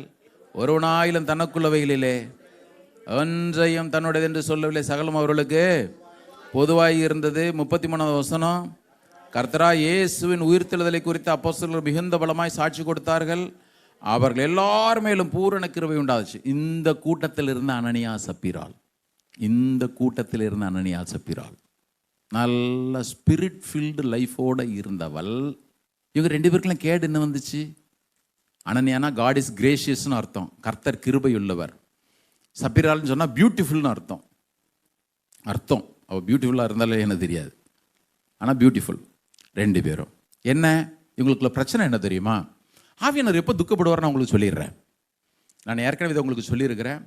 அன்னைக்கு பர்னபா ரொம்ப நல்ல பேர், எல்லாருக்கும் அவனுக்கு ஆறுதலின் மகன். தனக்கு இருந்த எல்லாத்தையும் கொண்டு வந்து அவன் விற்று அப்போஸ்தலருடைய பாதபடியில் வச்சான். அன்னைக்கு எல்லாத்தையும் பொதுவாக வச்சு அனுபவிச்சாங்க. அது அன்னைக்கு சாத்தியமாக இருந்துச்சு, இன்றைக்கி அது சாத்தியம் இல்லை. சாத்தியமாக இருந்தாலும் யாரும் செய்யவும் போகிறதில்ல, அது வேறு குற்று. ஆனால் அன்னைக்கு நடந்தது என்ன அப்படின்னு பார்த்தீங்கன்னா, பர்னபாவை எல்லாரும் பாராட்டிகிட்டே இருக்கிறாங்க. இவன் ஆறுதலின் மகன். அவன் கேரக்டரே பாருங்கள் அப்படி தான் இருந்துச்சு. ஆனால் இந்த அனனியாவும் சப்பீராலும் அவர்கள் ஆவியானவரை பெற்ற பொழுதும், கவனிங்க, நீங்களும் நானும் ஒரு முறை அபிஷேகத்தை பெற்ற உடனே பிசாசு நம்ம பக்கத்தில் வரமாட்டான்னு நீங்கள் நான் நினச்சிங்கன்னா தயவு செய்து அந்த எண்ணத்தை மாற்றி விடுங்கள். இந்த உலகத்தில் சேஃபஸ்ட் பிளேஸ்னு ஒன்று கிடையவே கிடையாது, தெரியும்ல? இயேசு ஒருத்தரை தவிர பரலோகமே சேஃபஸ்ட் பிளேஸ் கிடையாது. அப்படி தான் நான் சொல்லுவேன். இயேசுக்குள்ளே இருந்தால் தான். ஏதேன் தோட்டம் அன்னைக்கு பரலோகம் தானே? ஏதேன் தோட்டம் பரலோகம்னு விசுவாசிக்கிறாங்களா? ஒரு அழியில் சொல்லுங்கள். அது டவுட். ஏதேன் தோட்டம் பரலோகம்னு சொல்கிறவங்களாம் கை வைத்து காண்பிங்க பார்ப்போம். ஏங்க தேவன் வந்தாரே, டைரக்ட் லிங்க் இருந்துச்சு, அப்புறம் பரலோகம் தானே அது. அதே சேஃபஸ்ட் இல்லை. ஏன் சொல்லுங்க பார்ப்போம். அங்கேயே மனுஷன் விழுந்துட்டான். இன்னும் தானே விழுதானே இல்லையா? கவனி. இப்போ இவர்கள் நன்கு பரிசுத்த ஆவியின் அபிஷேகத்தை பெற்றவர்கள், நன்கு அபிஷேகத்தை பெற்றவர், பூரண கிருபை இருந்துச்சு. ஆனால் அவர்களே ஆனாலும் கூட நாள் ஒன்றிலே ஆவியானவரை துக்கப்படுத்தி ஆவியானவரை மட்டுப்படுத்தி நாள் ஒன்றிலே முடிவு ரொம்ப மோசமாக முடிஞ்சிடும் பாருங்க. அதனால தான் சொல்கிறேன், ஒவ்வொரு முறையும் ஆவியானவரோடு இருக்கிற அந்த உறவை நல்லா புதுப்பிச்சுட்டே இருக்கணும். உதாரணத்திற்கு மத்தேயு 16 அதிகாரத்தில் ஆண்டவர் ஒரு நாள் கேட்டார் சீசரெல்லாம் பார்த்து, மனுஷகுமாரனாகிய என்னை ஜனங்கள் யார் என்று சொல்லுகிறார்கள்? இவங்கெல்லாம் சொன்னாங்க, ஆண்டவரே சிலர் எலியான்னு சொல்கிறாங்க, சிலர் எரேமியான்னு சொல்கிறாங்க, சிலர் தீர்க்கதரிசியில் ஒருத்தர்னு சொல்கிறாங்க, சிலர் யோவான் ஸ்நானன்னு சொல்கிறாங்க, நீங்கள் என்ன யாருன்னு சொல்கிறீங்க அப்படின்னு பேதுரு சொன்னார், நீ ஜீவனுள்ள தேவனுடைய குமாரனாகிய கிறிஸ்து. உடனே ஆண்டவர் சொல்லிட்டாரு, பேதுரு, மாம்சம் ரத்தம் இதை உனக்கு வெளிப்படுத்தலை, பரலோகத்தில் இருக்கின்ற பிதா தான் உனக்கு இதை வெளிப்படுத்தினார். சொல்லி முடிச்சு அடுத்தது மனுஷகுமாரன் எருசலேமுக்கு போகிறாரு. அங்கே பாடுகள் படணும், அவர் சிலுவையில் மரணம் அடையணும். டக்குன்னு சொல்லிட்டான், ஆண்டவரை இது உமக்கு நடக்கவே கூடாது. ஆண்டவர் சொல்லிட்டார், பிதா போ சாத்தானே. இப்போதான் சொன்னார், பிதா உனக்கு எல்லாத்தையும் வெளிப்படுத்தி இருக்கிறாரு. அடுத்த நிமிஷத்தில் பாருங்க, தேவ சித்தத்துக்கு விரோதமாக இவன் போய் நிற்கிறான். பரிசுத்தாவினர் பெற்றவன் ஏன் போக முடியுமா? நான் சொல்கிறேன், ஒவ்வொரு காரியத்தையும் ஆவியானவர் கூறுவதை அவர் நிதானிக்கணும். ஆண்டவர் சொன்னது தான் ரொம்ப முக்கியம். நீ எனக்கு இடரலாம் இருக்கிற. ஆண்டவர் இயேசு பேதுருவை பார்த்து சொன்னாரு, நீ தேவனுக்கு ஏற்றவைகளை சிந்திக்கல, மனுஷருக்கு ஏற்றவைகளை சிந்திக்கிற, நீ இடரலா இருக்கிற அப்படின்னார். பின்னாப்போ சாத்தான் அப்படின்ட்டார். வாய்ப்புகள் உண்டு, மறந்துடாதீங்க. இதற்கான வாய்ப்புகள் ஒரு விசுவாசிக்கு உண்டு. நான் அதை செய்யணும்னா என்ன செய்யணும்னா, ஆண்டவரே உடைய சத்தத்தை நான் தெளிவாக கேட்கறதுக்கு நீர் உனக்கு உதவி செய்யும். ஆவியானவர் எதுக்கு தெரியுமா கொடுத்துருக்கிறார்? உங்கள் ஃபேமிலி லைஃப்பில், நம்முடைய ஃபேமிலி லைஃப்பில் நீங்கள் போகிறீங்களே, வேலைக்கு போகிறீங்களே, ஆண்டவரை நான் எப்படி நடந்துக்கணும், என்ன பேசணும், காலையில் ஆண்டவரை என்னென்ன காரியங்கள் எனக்கு சொல்லும். நீங்கள் டிராஃபிக்கில் போகும்பொழுது எனக்கு அந்த அனுபவங்கள் உண்டு. எத்தனை முறை தெளிவாய் பேசுகிற அந்த அனுபவங்கள் நான் கேட்குறேன். அதனால் நான் பெர்ஃபெக்ட்னு சொல்லலை, அதில் நான் இன்னும் வளர எனக்கு நீங்கள் உதவி செய்யுங்க. ஆமென். எனக்கு நீங்கள் வளர உதவி செய்யுங்க. ஒவ்வொரு நிமிஷம் நான் கேட்கட்டும், என் பிள்ளைகளுக்கு எடுத்த காரியத்தெல்லாம் கேட்கட்டும், ஊழியத்துக்கு எடுத்த காரியங்கள் நான் கேட்கட்டும். அந்த சத்தத்தை நான் தெளிவாக கேட்கத்தக்கதாக. சில பேர் ஹெட்செட்டை மாட்டிட்டு சினிமா பாட்டே கேட்டுட்டு இருந்தீங்கன்னு வச்சுக்கோங்க, ஆவியனர் சொல்லுவார், உங்ககிட்ட பேசணும் தான் நினச்சேன், நம்ம சத்தம் எடுபடாத. இன்றைக்கி எல்லார்ட்டையும் பேசுகிறதுக்கு ஆவியனர் ரெடியாக தான் இருக்கிறாரு. ஆனால் நம்ம கையில் ஃபோனை எடுத்தோன்னு வச்சுக்கிங்க, ஆவியனர் பக்கத்துன்னு பார்த்துட்டே இருப்பார். என்ன, நான் ஏற்கனவே சொல்லியிருக்கிறேன், இந்த தலைமுறையை நரகத்தில் கொண்டு போய் சேர்க்குற பிசாசே மொபைல் ஃபோன் தான். நீங்கள் எப்படி எடுத்துக்கிறீங்களோ எடுத்துங்க. நான் சொல்கிறேன், ஊழியக்காரனையும் கொண்டு போய் சேர்க்குறது அதுதான். ஊழியக்காரனையும் நரகத்தில் கொண்டு போய் சேர்க்குற பெரிய பிசாசு. நான் பார்க்குறேனே, சில பேர்லாம் குரூப்பில் இருக்கிறேன், ஐயோ 100 ரீல்ஸு அவன் போடுற லிங்க்லேயே நம்ம ஃபோனு ஃபுல்லாகிரும் பொழுது. உன்னை எவன் உட்காந்து அதை பார்க்க சொன்னான், எதை பார்க்க சொன்னான்? மறந்துடாதீங்க, நான் சொல்கிறேன், யார் போதிப்பதையும் விட பரிசுத்த ஆவியானவர் உங்களுக்கு தெளிவாக போதிப்பார். உடலில் சொல்லுவோமா, தெளிவாக வழி நடத்துவார். அவர் சொல்லியிருக்கிற, நான் உனக்கு போதித்து நீ நடக்க வேண்டிய வழியை உனக்கு காட்டுவேன், உன் மேலே என் கண்ணை வச்சு உனக்கு நான் ஆலோசனை சொல்லுவேன். நீங்கள் பாருங்கள், நல்லா கற்றுக்கொள்ளக்கூடியதை பாருங்கள். நான் பார்க்க வேண்டாம்னு சொல்லலை, ஆனால் பார்க்குறதே உங்கள் நேரம் போச்சுன்னு வச்சிங்களேன், அங்கேயும் நீங்கள் எதை, உங்கள் லக்கு எதுவோ, உங்களுடைய கோல் எதுவோ அதை விட்டுருவீங்க. பரிசுத்த ஆவியானவர்கிட்ட கேளுங்க, நான் நேர்த்தியாக இந்த காரியங்கள்லாம் செய்ய உதவி செய்யுங்க ஆண்டவரே. வேதம் சொல்லுகிறது 5வது அதிகாரம் எடுங்க, வாங்க பார்ப்போம். அனனியா என்னும் பேருள்ள ஒருவனும் அவனுடைய மனைவி சப்பிராலும் தங்கள் காணியாட்சியை விற்றார். நிலத்தை விற்றாங்க. 2வது வசனம் 3வது வசனம் போட்டிருக்கு பாருங்க. தன் மனைவி அறிய அவன் கிரயத்திலே ஒரு பங்கை வஞ்சித்து வைத்து, துணிகரம், ஒரு பங்கை கொண்டு அப்போஸ்தலருடைய பாதத்தில் வைத்தான். இவன் நான் ஏற்கனவே உங்களுக்கு சொல்லியிருக்கேன், எத்தனை பேருக்கு ஞாபகம் இருக்குன்னு தெரியல, நிலத்தை விற்று தப்பு இல்லை, ஒரு போர்ஷனை கொண்டு காணிக்க கொடுத்தது தப்பே இல்லை. ஏன் முழுசும் கொண்டு வரலாம் பேதர் கேட்கவே இல்லை. ஆனால் இந்த மாய்மாலன் ஒன்று இருக்குது தெரியும்ல, ஆவியானவர் அதை விரும்பவே மாட்டார். இந்த மாய்மாலன்ற வேர்டுக்கு என்ன தெரியுமா? புட்டிங் மாஸ்க், அப்படி முகத்தில் போடுறாங்க பாருங்க. நான் ஒரு உருவம், ஆனால் என்னை வெளிக்காட்டுறதற்கு ஒரு உருவம், தோற்றம். நான் ஆவிக்குரியவனாக இல்லை, ஆனால் என்னை ஆவிக்குரியவனாக காட்டுகிற ஒரு தோற்றம், ஒரு நடிப்பு. இதுதான் பிரதர் மாய்மாலம். இதை எப்பொழுதெல்லாம் செய்கிறோமோ அப்பொழுதெல்லாம் பரிசுத்த ஆவியானவர் துக்கப்படுறார் தெரியுமா? ஆவியானவர் உங்கள்கிட்ட பேசிக்கிட்டே இருப்பார், இந்த பார் இந்த காரியத்தை இப்படி செய்யாத, நான் செய்கிறது போல வெளியே காட்டுவேன், ஆனால் உள்ள கீழ்ப்படியாமல் இருப்பேன். இன்னைக்கு பரிசுத்த ஆவியானவர் நமக்கு உதவி செய்யட்டும். நீங்கள் மீட்கப்படும் நாளுக்கு என்று முத்திரையாக பெற்ற பரிசுத்த ஆவியானவரை துக்கப்படுத்தாதிருங்கள். ஒவ்வொரு முறையும் யோசிச்சு பாருங்களேன், ஊழியக்காரன் நான் நிறைய துக்கத்தை அனுபவிக்க தான் செய்கிறேன், அதை விடுங்க. ஆனால் ஆவியானவர் இன்னைக்கு எத்தனை பேருடைய வாழ்க்கையில் உட்காந்து துக்கத்தை அனுபவிக்கிறார் தெரியுமா? ஐயோ வாலிய பிள்ளைக்கவனி, எத்தனை முறை வந்துட்டு சொல்கிறது, எத்தனை முறை வந்துட்டு உணர்த்துறது. இவனுக்கு மீட்கப்படும் நாளுக்காக கொடுக்கப்பட்ட முத்திரையே நான் தான் துக்கப்படுத்திட்டே இருக்கிறான். சில பேர் பாருங்க, ஆவியானவருடைய அதிகாரம் என் வாழ்க்கையில் விளங்க பண்ணாதபடிக்கு 1 கிராம் தான் வித்தியாசம். இப்படிக்க வேண்டிய தட்டு இப்படி போச்சுன்னா அவ்வளோதான், மாம்சம் ஜெயிச்சிடும். தெரியுமா? இருக்கிறீங்களா? இப்படி இருக்கிற தட்டு கொஞ்சம் மாம்சம் வந்துச்சுன்னா இது ஓவர் கம் பண்ணிடும். ஆவியனுடைய கிரியை என்ன, ரொம்ப ஜென்டிலானவர், அப்படியே ஒதுங்கி நிற்பார். யோசிச்சு பாரு, ஒரு கணவன் மனைவி, கணவனுக்கு முன்னால் மனைவி துரோகம் பண்ணும் பொழுது, மனைவிக்கு முன்னால் கணவன் துரோகம் பண்ணும் பொழுது, அந்த கணவனுடைய அல்லது மனைவியினுடைய மன வேதனை எப்படி இருக்குமோ அதே வேதனையோடு தான் ஆவியானவரில் உட்காந்துருப்பார். தெரியுமா? நீங்கள் நினைக்கிறீங்க ஆவியானவர் ரொம்ப சாதாரணமாக ஆவியானவரே அன்பின் ஆவியானவர் ஒரு பாட்டை பாடிட்டு அவ்வளோதான் நிரம்பிட்டேன். ஏமாத்திக்காதீங்க, மறுபடியும் சொல்கிறேன், ஒவ்வொரு நாளும் அவரை மாத்திரம் சந்தோஷமாக வைத்துக்கொள்ள பாருங்கள். ஆமென். பரிசுத்த ஆவியானவர் நமக்கு உதவி செய்து. இந்த சம்பவம் நம்ம எல்லாருக்குமே தெரியும். வேதம் சொல்கிறது 3வது வசனம், பேதுரு அவனை நோக்கி, அனனியாவே, நிலத்தின் கிரயத்தில் ஒரு பங்கை வஞ்சித்து வைத்து பரிசுத்த ஆவியினிடத்தில் போய் சொல்லும்படி சாத்தான் உன் இருதயத்தை நிரப்பின. இந்த இடத்துல பரிசுத்த ஆவியினிடத்துல போய் சொல்லுடி, பரிசுத்த ஆவியினிடத்துல. 4வது வசனம், அதை விற்கும் முன்னே அது உன்னுடையதாக இருக்கவில்லையோ, அதை விற்ற பின்பும் அதன் கிரயம் உன் வசத்தில் இருக்கவில்லையோ, நீ உன் இருதயத்தில் இப்படிப்பட்ட எண்ணம் கொண்டதென்ன? நீ மனுஷரிடத்தில் அல்ல, மேலே பரிசுத்த ஆவியினிடத்துல போய் சொல்லும்படி. கீழே என்ன போட்டிருக்கு? தேவனிடத்துல போய் சொன்னாய். தேவனிடத்துல போய் சொன்னாய். பரிசுத்தாவின் ஒரு நாளும் கிராண்டட், ரொம்ப டேக் இட் ஃபார் கிராண்டட் நினைக்காதீங்க. ஆண்டவர் நமக்கு உதவி செய்யிட்டு இந்த நாளில் நல்லா யோசிச்சு பாருங்க. இந்த அப்போஸ்தலர் நாட்களில், ஆதி அப்போஸ்தலர் நாட்களில் பார்த்தீங்கன்னா கூட்டம் புதுசு, எல்லாம் ஒவ்வொரு மாதிரி இருக்குதான் செஞ்சது. இன்னைக்கு அப்படி தான் இருக்குது. ஏன் மீட்கப்பட்ட இஸ்ரவேலுடைய நாட்களும் கூட ஒவ்வொரு பற்பல ஜாதியான ஜனங்களும் இருக்குதான் செஞ்சாங்க.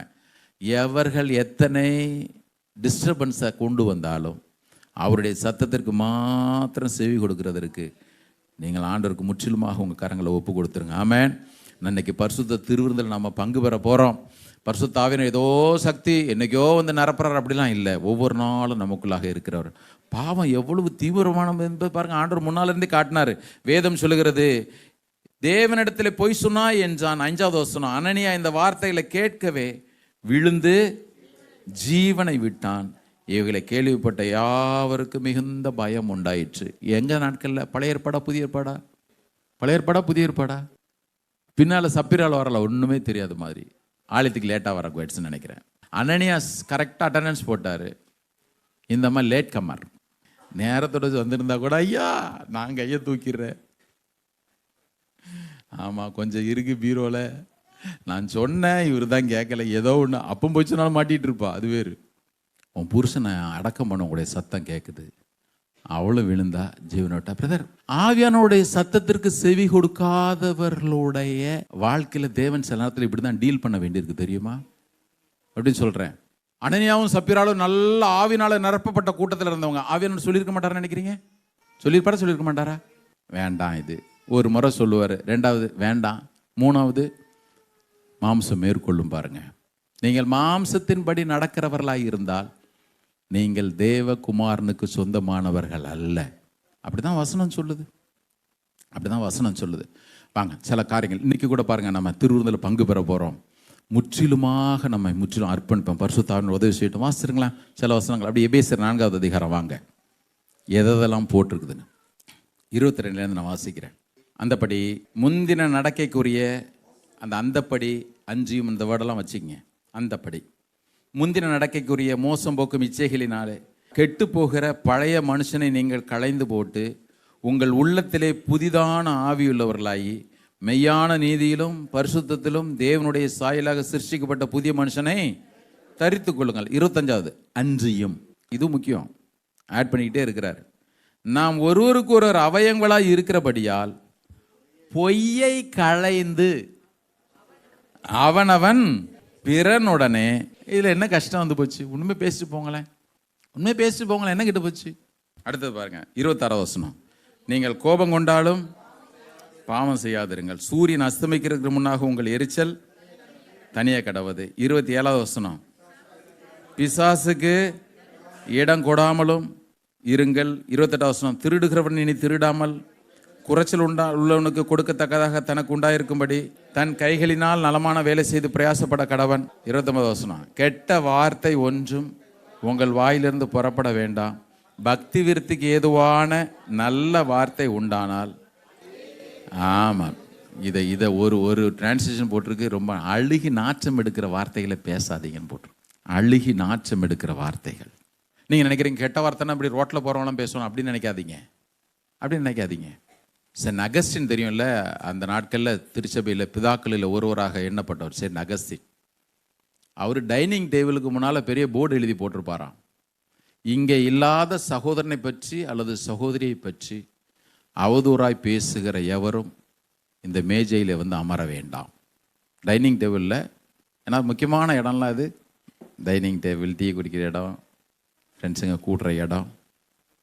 பட்டார், இங்கே இல்லாத சகோதரனை பற்றி சகோதரியை பற்றி அவதூறாய் பேசுகிற ஒருவரும் இன்னைக்கு பரிசுத்த திருவிருந்தில் பங்கு பெற போகிறோம். நமக்கு பரிசுத்த ஆவியானவர் உதவி செய்யட்டும் பிரதர். நான் சொல்கிற கஷ்டமாக இருக்கலாம், ஆனால் ஆவியானவரை துக்கப்படுத்துகிற எந்த காரியமாக இருந்தாலும் இன்னைக்கு அவைகள் வேரோடு பிடுங்கப்படுவது உங்களுக்கு நல்லது, எனக்கு நல்லது. ஆமென். உங்களுக்கு நல்லது, எனக்கு நல்லது. கண்டிப்பாக அவன் உதவி செய்யட்டும். முற்றிலுமாக அவர் இன்றைக்கு நம்மை ஆட்கொள்ளட்டும். நம்ம வாழ்க்கையில் பாருங்கள், தேவன் ஏராளமான நன்மைகளை வச்சுட்டு இருப்பார். அவைகள் எல்லாம் ஒரு சிறு காரியத்தினால அப்படி நம்ம வாழ்க்கையில் பெரிய பிளாக்காகி நின்றுட்டே நிற்கும். அவைகள் எல்லாம் இந்த நாளில் இந்த செய்தியை கேட்கிற நேரத்தில் முற்றிலுமாக நம்முடைய வாழ்க்கை விட்டு அப்புறப்படுத்தப்படட்டும். ஆமென். அப்புறப்படுத்தப்படட்டும். முற்றிலுமாக அவர் நம்மை ஆட்கொள்ளட்டும். 2 வசனங்களுக்கு வேகமாக அவசரம் பேசுறதுக்கு நமக்கு நேரம் இல்லை. 1 தெசலோனிக்கர் 5:19. ஆவியானவர் துக்கப்படுத்துறது மாத்திரம் இல்லை. 1 தெசலோனிக்கர் 5:19 வாசிங்க. ஆவியை ஆவித்து போடாது, புரியுது இல்லை? ஆவியானவர் நெருப்பா அப்படியே அக்னியாக வேலை செஞ்சுட்டே இருப்பார். தண்ணி ஊற்றி அணைச்சிடுறது தான் இருக்குதா? அது கிறிஸ்தவ வாழ்க்கையில் இருக்குல்ல. இது தனியாக ஒரு நாள் பிரசங்கம் பார்க்கலாம். இன்னைக்கு குறிப்பு மட்டும் உங்களுக்கு சொல்லிடுறேன். ஆவியை அவித்து போடாதிருங்கள். ஒவ்வொரு முறையும் ஆவியானவர், அதான் ஏற்கனவே சொன்ன, அவரை மட்டம் தட்டிகிட்டே இருக்கிறது. இப்படி செய்யாதன்னு 1000 முறை பேசுவார். அவர் தண்ணி ஊற்றி அணைச்சிக்கிட்டே இருக்கிறது. வேண்டாம் இரும், நான் நினைக்கிறத செய்கிறேன். இன்னொரு காரியம், எபிரேயர் 10:29. இந்த குறிப்புகளை பின்னால் செய்தியாக பார்ப்போம். எபிரேயர் 10:29 எடுங்க. தேவனுடைய குமாரனை காலின் கீழாக மிதித்து தன்னை பரிசுத்தம் பண்ணின உடன்படிக்கையின் ரத்தத்தை அசுத்தம் என்று எண்ணி கிருபையின் ஆவி. பரிசுத்தாவியான நரகத்தில் நிந்திக்கிறவன் இருக்கிறான், தெரியும்ல? நிந்திக்கிறேன்னா எப்படி? வாயில் பேசுறது இல்லை, துணிகரமாக காரியங்களை செய்கிறது. என்ன இயேசுன் ரத்தம் சுத்திகரிச்சுட்டு தெரிஞ்ச பிறகு இஷ்டம் போல நடக்கிறது துணிகரமான காரியங்கள். உங்கள் மேலே இருக்கிற அந்த கிருபையின் ஆவியை நிந்திக்கிறவர்கள், இதெல்லாம் இன்னைக்கு வாழ்க்கை விட்டு முற்றிலுமாக பாருங்களேன். யாருக்காகவும் இயேசு விட்டுறாதீங்க. இயேசுக்காக யாரையும் கை கழுவி விடலாம். எவருக்காகவும் இயேசு மாத்திரம் வாழ்க்கையில் கை கழுவிடாதீங்க சொல்கிறேன். அது உங்களுக்கு ஆசீர்வாதமாக இருக்கவே இருக்காது. பரிசுத்த ஆவியானவர் துக்கப்படுற மாதிரி நம்முடைய வாழ்க்கையில் காரியங்கள் இருக்குமே, ஆனால் அது என் வாழ்க்கையில் இருக்குமா? எல்லாருக்கும் தான் சேர்த்தான் சொல்கிறேன். இன்றைக்கு முழுவதுமாக அவர் நம்மை ஆட்கொள்ளும்படி விட்டு கொடுப்போம். ஆமென். எந்த செயலாக இருந்தாலும் உங்களுக்கு தெரியும், உங்களுக்கே தப்புன்னு தெரியும் பொழுது அதை ஆவியானவர் தப்பு சொல்கிறாரா சரியாக சொல்கிறாரான்னு யாரும் யோசிக்க வேண்டிய அவசியமே இல்லை. டிஎல் மூடி என்கிற பரிசுத்தவனை குறித்து நான் நிறைய வாசிக்கிறது உண்டு. அவரை குறித்து ஒரு காரியம், ஒரு இடத்துக்கு அவர் போயிருக்கும் பொழுது அவரை வச்சு ஒரு பெரிய குருசேட் நடத்தணும்னு சொல்லிட்டு ஒரு ஆலயத்தில் அந்த கமிட்டி மெம்பர்ஸ்லாம் பேசிகிட்டு இருந்தான். நம்ம டிஎல் மூடி வச்சு ஒரு பெரிய குருசேட் நடத்தலாம். அப்போ அதில் ஒருத்தர் டிஎல் மூடியை பற்றி ரொம்ப சாதாரண நினைக்கிற ஒரு மனுஷன் சொன்னாராம், ஏன் எதுக்கு எடுத்தாலும் டிஎல் மூடின்னு கூப்பிடுறீங்க? ஏன்னா அவர் தான் ஆவியானவர் குத்தகை எடுத்துருக்கிறாரா என்ன அப்படின்னு. அவர் தான் ஆவியானவர் குத்தகை எடுத்த மாதிரி டிஎல் மூடி கூட்டிகிட்டு இருக்கிறீங்க. அதில் ஒரு பெரியவர் இருந்து சொன்னாராம், டிஎல் மூடி ஆவியானவர் குத்தகை எடுக்கல, ஆவியானவர் டிஎல் மூடியை குத்தகை எடுத்து வச்சிருக்கிறாரியா, அதனால தான் டிஎல் மூடியை கூப்பிடுன்னு சொல்கிறது. இந்த சம்பவத்தை வாசிச்சோன்னு நான் நினச்சேன், ஆண்டவரே குத்தகை எடுத்தால் கூட பாதியில் போயிடும், எங்களை முழுவதுமாக நீங்கள் வாங்கிக்கங்க ஆண்டவரே. ஆமென். என் வாழ்க்கை முழுவதுமாக அப்படி தான் வசனம் சொல்லுது. நான் கிரைத்துக்கு கொல்லப்பட்டிருக்கிறேன், என்னை முழுவதும் நீர் ஆட்கொள்ளும் ஐயா. திருவிருந்தில் பங்கு பெற போகிறோம். மற்ற குறிப்புகளை பின்னொரு நாளில் பார்ப்போம். ஒவ்வொரு விசுவாசனுடைய ஜெபம் இது இருக்கணும். திருவிருந்தில் பங்கு பெற போகிற அந்த நேரத்தில், ஆண்டவரே என்னை முழுவதுமாக நான் படைக்கிறேன் ஐயா, நான் படைக்கிறேன். பயபக்தியுடைய ஒரு காரியத்தை கூட நம்ம அவசரமாக செய்ய முடியாது, செய்யக்கூடாது. எந்தெந்த காரியத்தில் அன்றைக்கி ஆவியானவர் துக்கப்படுறாருன்னு பாருங்கள். அதில் எல்லாம் அவர்கிட்ட நல்மனம் பொருந்திருங்க. அதில் வரக்கூடிய இழப்பு எவ்வளவு பெருசாக இருந்தாலும், நான் சொல்கிறேன் எவ்வளவு பெரிதாக இருந்தாலும் அது போட்டும். ஆவியானவர் மட்டும் துக்கப்பட்டுட்டு நம்முடைய வாழ்க்கையில் செயல்படாமல் இருக்கக்கூடிய அந்த நிலைமைக்கு தள்ளிடாதீங்க. அந்த ஆவியானவர் அவித்து போடாதிருங்கள். அவர் ஒரு நாள் நிந்திச்சிடாதீங்க, தூஷித்திராதீங்க.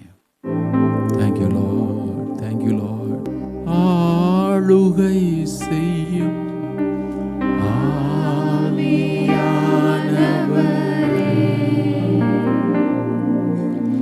பலியாய் தந்தே பரிசுத்தமானவரே,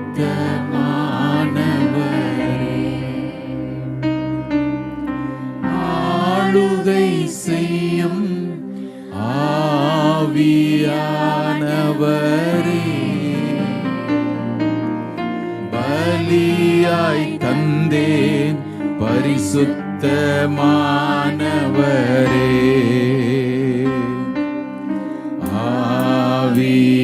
ஆவியானவரே,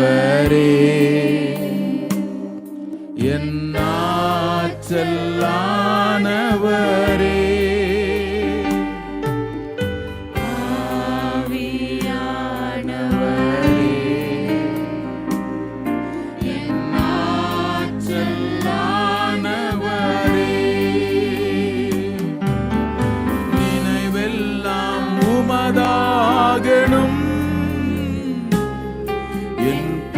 எல்லாம் உமதாகணும், என் நினைவெல்லாம் உமதாகணும், பேச்செல்லாம் உமதாகணும்.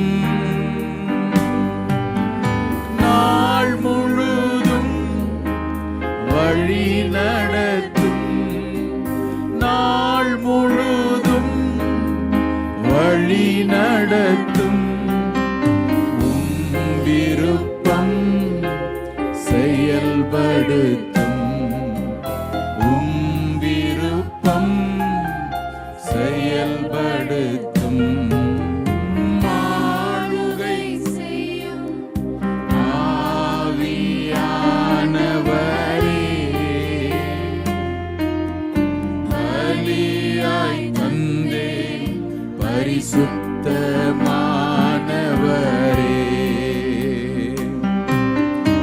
ஆளுகை செய்யும் ஆவியானவரே, பலியாய் தந்தே பரிசுத்தமானவரே,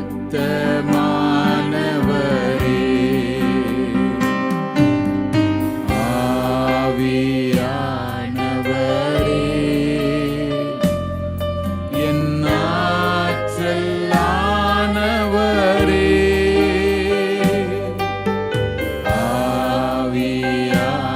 ஆவியானவரே, என் ஆற்றலானவரே, புதிதாக்கும் பரிசுத்தரே, புது படைப்பாய் மாற்றுமையா, புதிதாக்கும் பரிசுத்தரே, புது படைப்பாய் மாற்றுமையா, உடைத்துவிடும் உருமாற்றும், என்னை உடைத்துவிடும் உருமாற்றும், பண்படுத்தும் பயன்படுத்தும், பண்படுத்தும் பயன்படுத்தும், ஆளுகை செய்யும் ஆவியானவரே,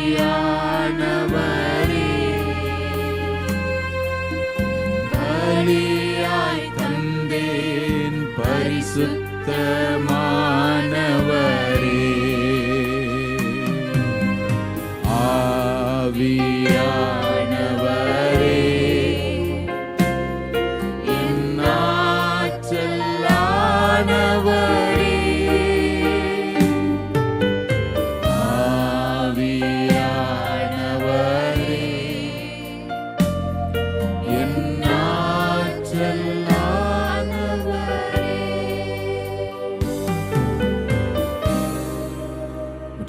ஒப்பு கொடுப்போம். ஆண்டவரே, ரத்தத்தினால என்ன கழுவுங்க. ஆவியானவர்கிட்ட சொல்லுங்க, ஆண்டவரே உங்க சத்தத்துக்கு நான் தெளிவா கேட்க கீழ்ப்படிய உதவி செய்யுங்க. எல்லாரோடையும் கர்த்தர் பேச விரும்புறாரு தெரியுமா? நம்ம எல்லாரையும் மேலான அனுபவங்களுக்குள்ளாக நடத்திட்டு போறதுக்கு அவர் விரும்புறார். உங்க சூழ்நிலை எதுவானா இருந்துட்டு போகட்டும், ஆனா மேலே ஏறி வா, நான் உனக்கு காண்பிப்பேன். பரலோக அனுபவங்களை காட்டுறதற்கு ஆவியானவர் ஒவ்வொருவரையும் அழைக்கிறார். எப்படி? வெளிப்படுத்தின விசேஷம் 4வது அதிகாரத்துல அப்போஸ்தலனாகிய யோவான் அழைத்தார். ஏறி வா, வா, உனக்கு மேன்மையான காரியங்கள் நான் காண்பிக்க இருக்கிறேன். நான் இப்படி இருக்கிறேன் ஆண்டவரே, ஏறி வா. ஆவியானவர்களை நடத்தப்படுற அனுபவத்தை காட்டுறேன். உங்களை கொண்டு, உங்களை என்னையும் கொண்டு பராக்கிரமான காரியங்களை செய்கிறதற்கு ஆவியானவர் இன்னைக்கு ஆயத்தமா இருக்கிறார். ஆண்டவரே, நான் எடுக்கிற முடிவுகள்லாம் தவறா இருக்கு, என் சத்தத்தை கேளு. தீரவே இல்லை, என் சத்தத்தை கேளு. என்னைக்கு ஆண்டவரே முடிவுக்கு வரும்? என் சத்தத்தை கேளு, என் சத்தத்தை கேளு. நீ என் சத்தத்தை கேளு. உட்காரு, வேதத்தை கையில எடு. ஆவியும் என்னோட அது டியூன் ஆகட்டும். ஆண்டோட கேளுங்க. திருவிருந்தில பங்கு பெற போறோம். ரத்த என்ன கழுவிட்டோம். ஆவியானவர் எனக்குள்ள கிரியை செய்யறதுக்கு எதெல்லாம் தடையா இருக்கோ அதெல்லாம் எடுங்க. என்ன பரிசுத்தப்படுத்துங்க. மேலோட்டமான வாழ்க்கை எனக்கு வேண்டாம் ஆண்டவரே, என்னை ஆளுங்களுக்கு கொண்டு செல்லும். Thank you Lord Jesus. பரிசுத்த திருவிருந்தில பங்கு பெற போறோம். இந்த அன்றைக்கு அகஸ்டின் அந்த வார்த்தையை சொல்லுவார்னா, இந்த டேபிள்ல பங்கு பெறுவதற்கு எவ்வளவு தேவை பாருங்க. நாச்சமான காரியங்கள் நம்ம வாழ்க்கை விட்டு முற்றிலும் நீங்கட்டும். Thank you Lord. ஸ்தோத்திரம். அவருடைய கிழமை ரத்தனை கழுவிட்டாங்க, என்னை பரிசுத்தப்படுத்தட்டும். இன்னையிலிருந்து அவர் சத்தத்தை கேட்க, உங்களை துக்கப்படுத்தின காரியம் எதுவா இருந்தாலும் என்ன மன்னிச்சிருங்க. நான் பேசின பேச்சுக்கள், நடந்த நடக்கை, பார்த்த பார்வை, நினைத்த நினைவுகள் உங்களை துக்கப்படுச்சு மன்னிச்சிருங்க. எங்களுக்குள்ள கம்ஃபர்டபுளா இருக்கபடி நான் பார்த்துக்கிறேன் ஆண்டவரே. கர்த்தர் தாமே நம்முடைய நடுவில் பெரியவராக இருக்கிறபடினால எல்லாரும் கர்த்தரை ஸ்தோத்திரம் பண்ணுவோம். இந்த நாளில் கர்த்தருடைய திருச்சமூகத்தில் அவர் கூடி வரும்படி நமக்கு பாராட்டின கிருபைகளுக்காக எல்லாரும் நல்லா ஸ்தோத்திரம் பண்ணுவோம். அவருடைய திருச்சரத்தை நமக்காக புசிக்க கொடுத்த, அவருடைய பரிசுத்த ரத்தத்தை நமக்காக பானம் பண்ண கொடுத்தபடினால எல்லாரும் கர்த்தரை ஸ்தோத்திரம் பண்ணுவோம். அன்பின் ஆண்டவரே, உமக்கு நன்றி செலுத்துகிறோம். எங்கள் நடுவில் நீர் பெரியவராக இருக்கிறீர். இயேசுவே, இந்த நாளிலும் கூட இந்த திருப்பந்தியில உம்மோடு நாங்கள் பங்கு பெறத்தக்கதாய் நீர் எங்களுக்கு உதவி செய்தீர். பரிசுத்த ஆவியானவரே, நம்மளை துக்கப்படுத்தின எல்லா காரியத்திற்கும் எங்களை தயவாய் மன்னிங்க. ஆராதனை நிறைவு பகுதியிலே உடைய சத்தத்தை நாங்கள் கேட்க, உடைய சித்தத்தை செய்யத்தக்கதாய் எங்களை அர்ப்பணிக்கிறோம், படைக்கிறோம். ஆண்டவரே, நாங்கள் படைக்கிறோம். நீங்க ஆளுகை செய்ய ஐயா. வந்திருக்கிற ஒருவரோடும் கிருபை தங்கி இருக்கட்டும். இந்த வாரம் முழுவதும் கர்த்தருடைய கரம் ஐயா, அவருடைய தாங்கி நடத்துகிறதே, பாதுகாக்கிறதே, பராமரிக்கிறதே காண செய்வீராக. பரிசுத்தாவின் அபிஷேகம் குடும்பங்களிலே காணப்படுகிற எல்லா பிரச்சனைகளுக்கும் இன்றைக்கு ஒரு முடிவை உண்டு பண்ணட்டும். கல்லான இருதயங்கள் உடைக்கப்படட்டும். பக்கமாக எல்லாரும் இழுத்துக்கொள்ள ஐயா. ஸ்தோத்திரம், ஸ்தோத்திரம். இந்த வாரத்தில் நடக்கிற ஊழியங்களை ஆசீர்வதிங்க. 1ஆம் தேதி புதிய மாதத்திற்கு நாங்கள் பிரவேசிக்க போகிறோம். கர்த்தர் எங்களுக்கு கிருபைகளை தாரும், நடத்தும். ஜெபித்த, கொடுத்த, உழைத்த ஒவ்வொருவரோடும் கிருபை தங்கி இருக்கட்டும்.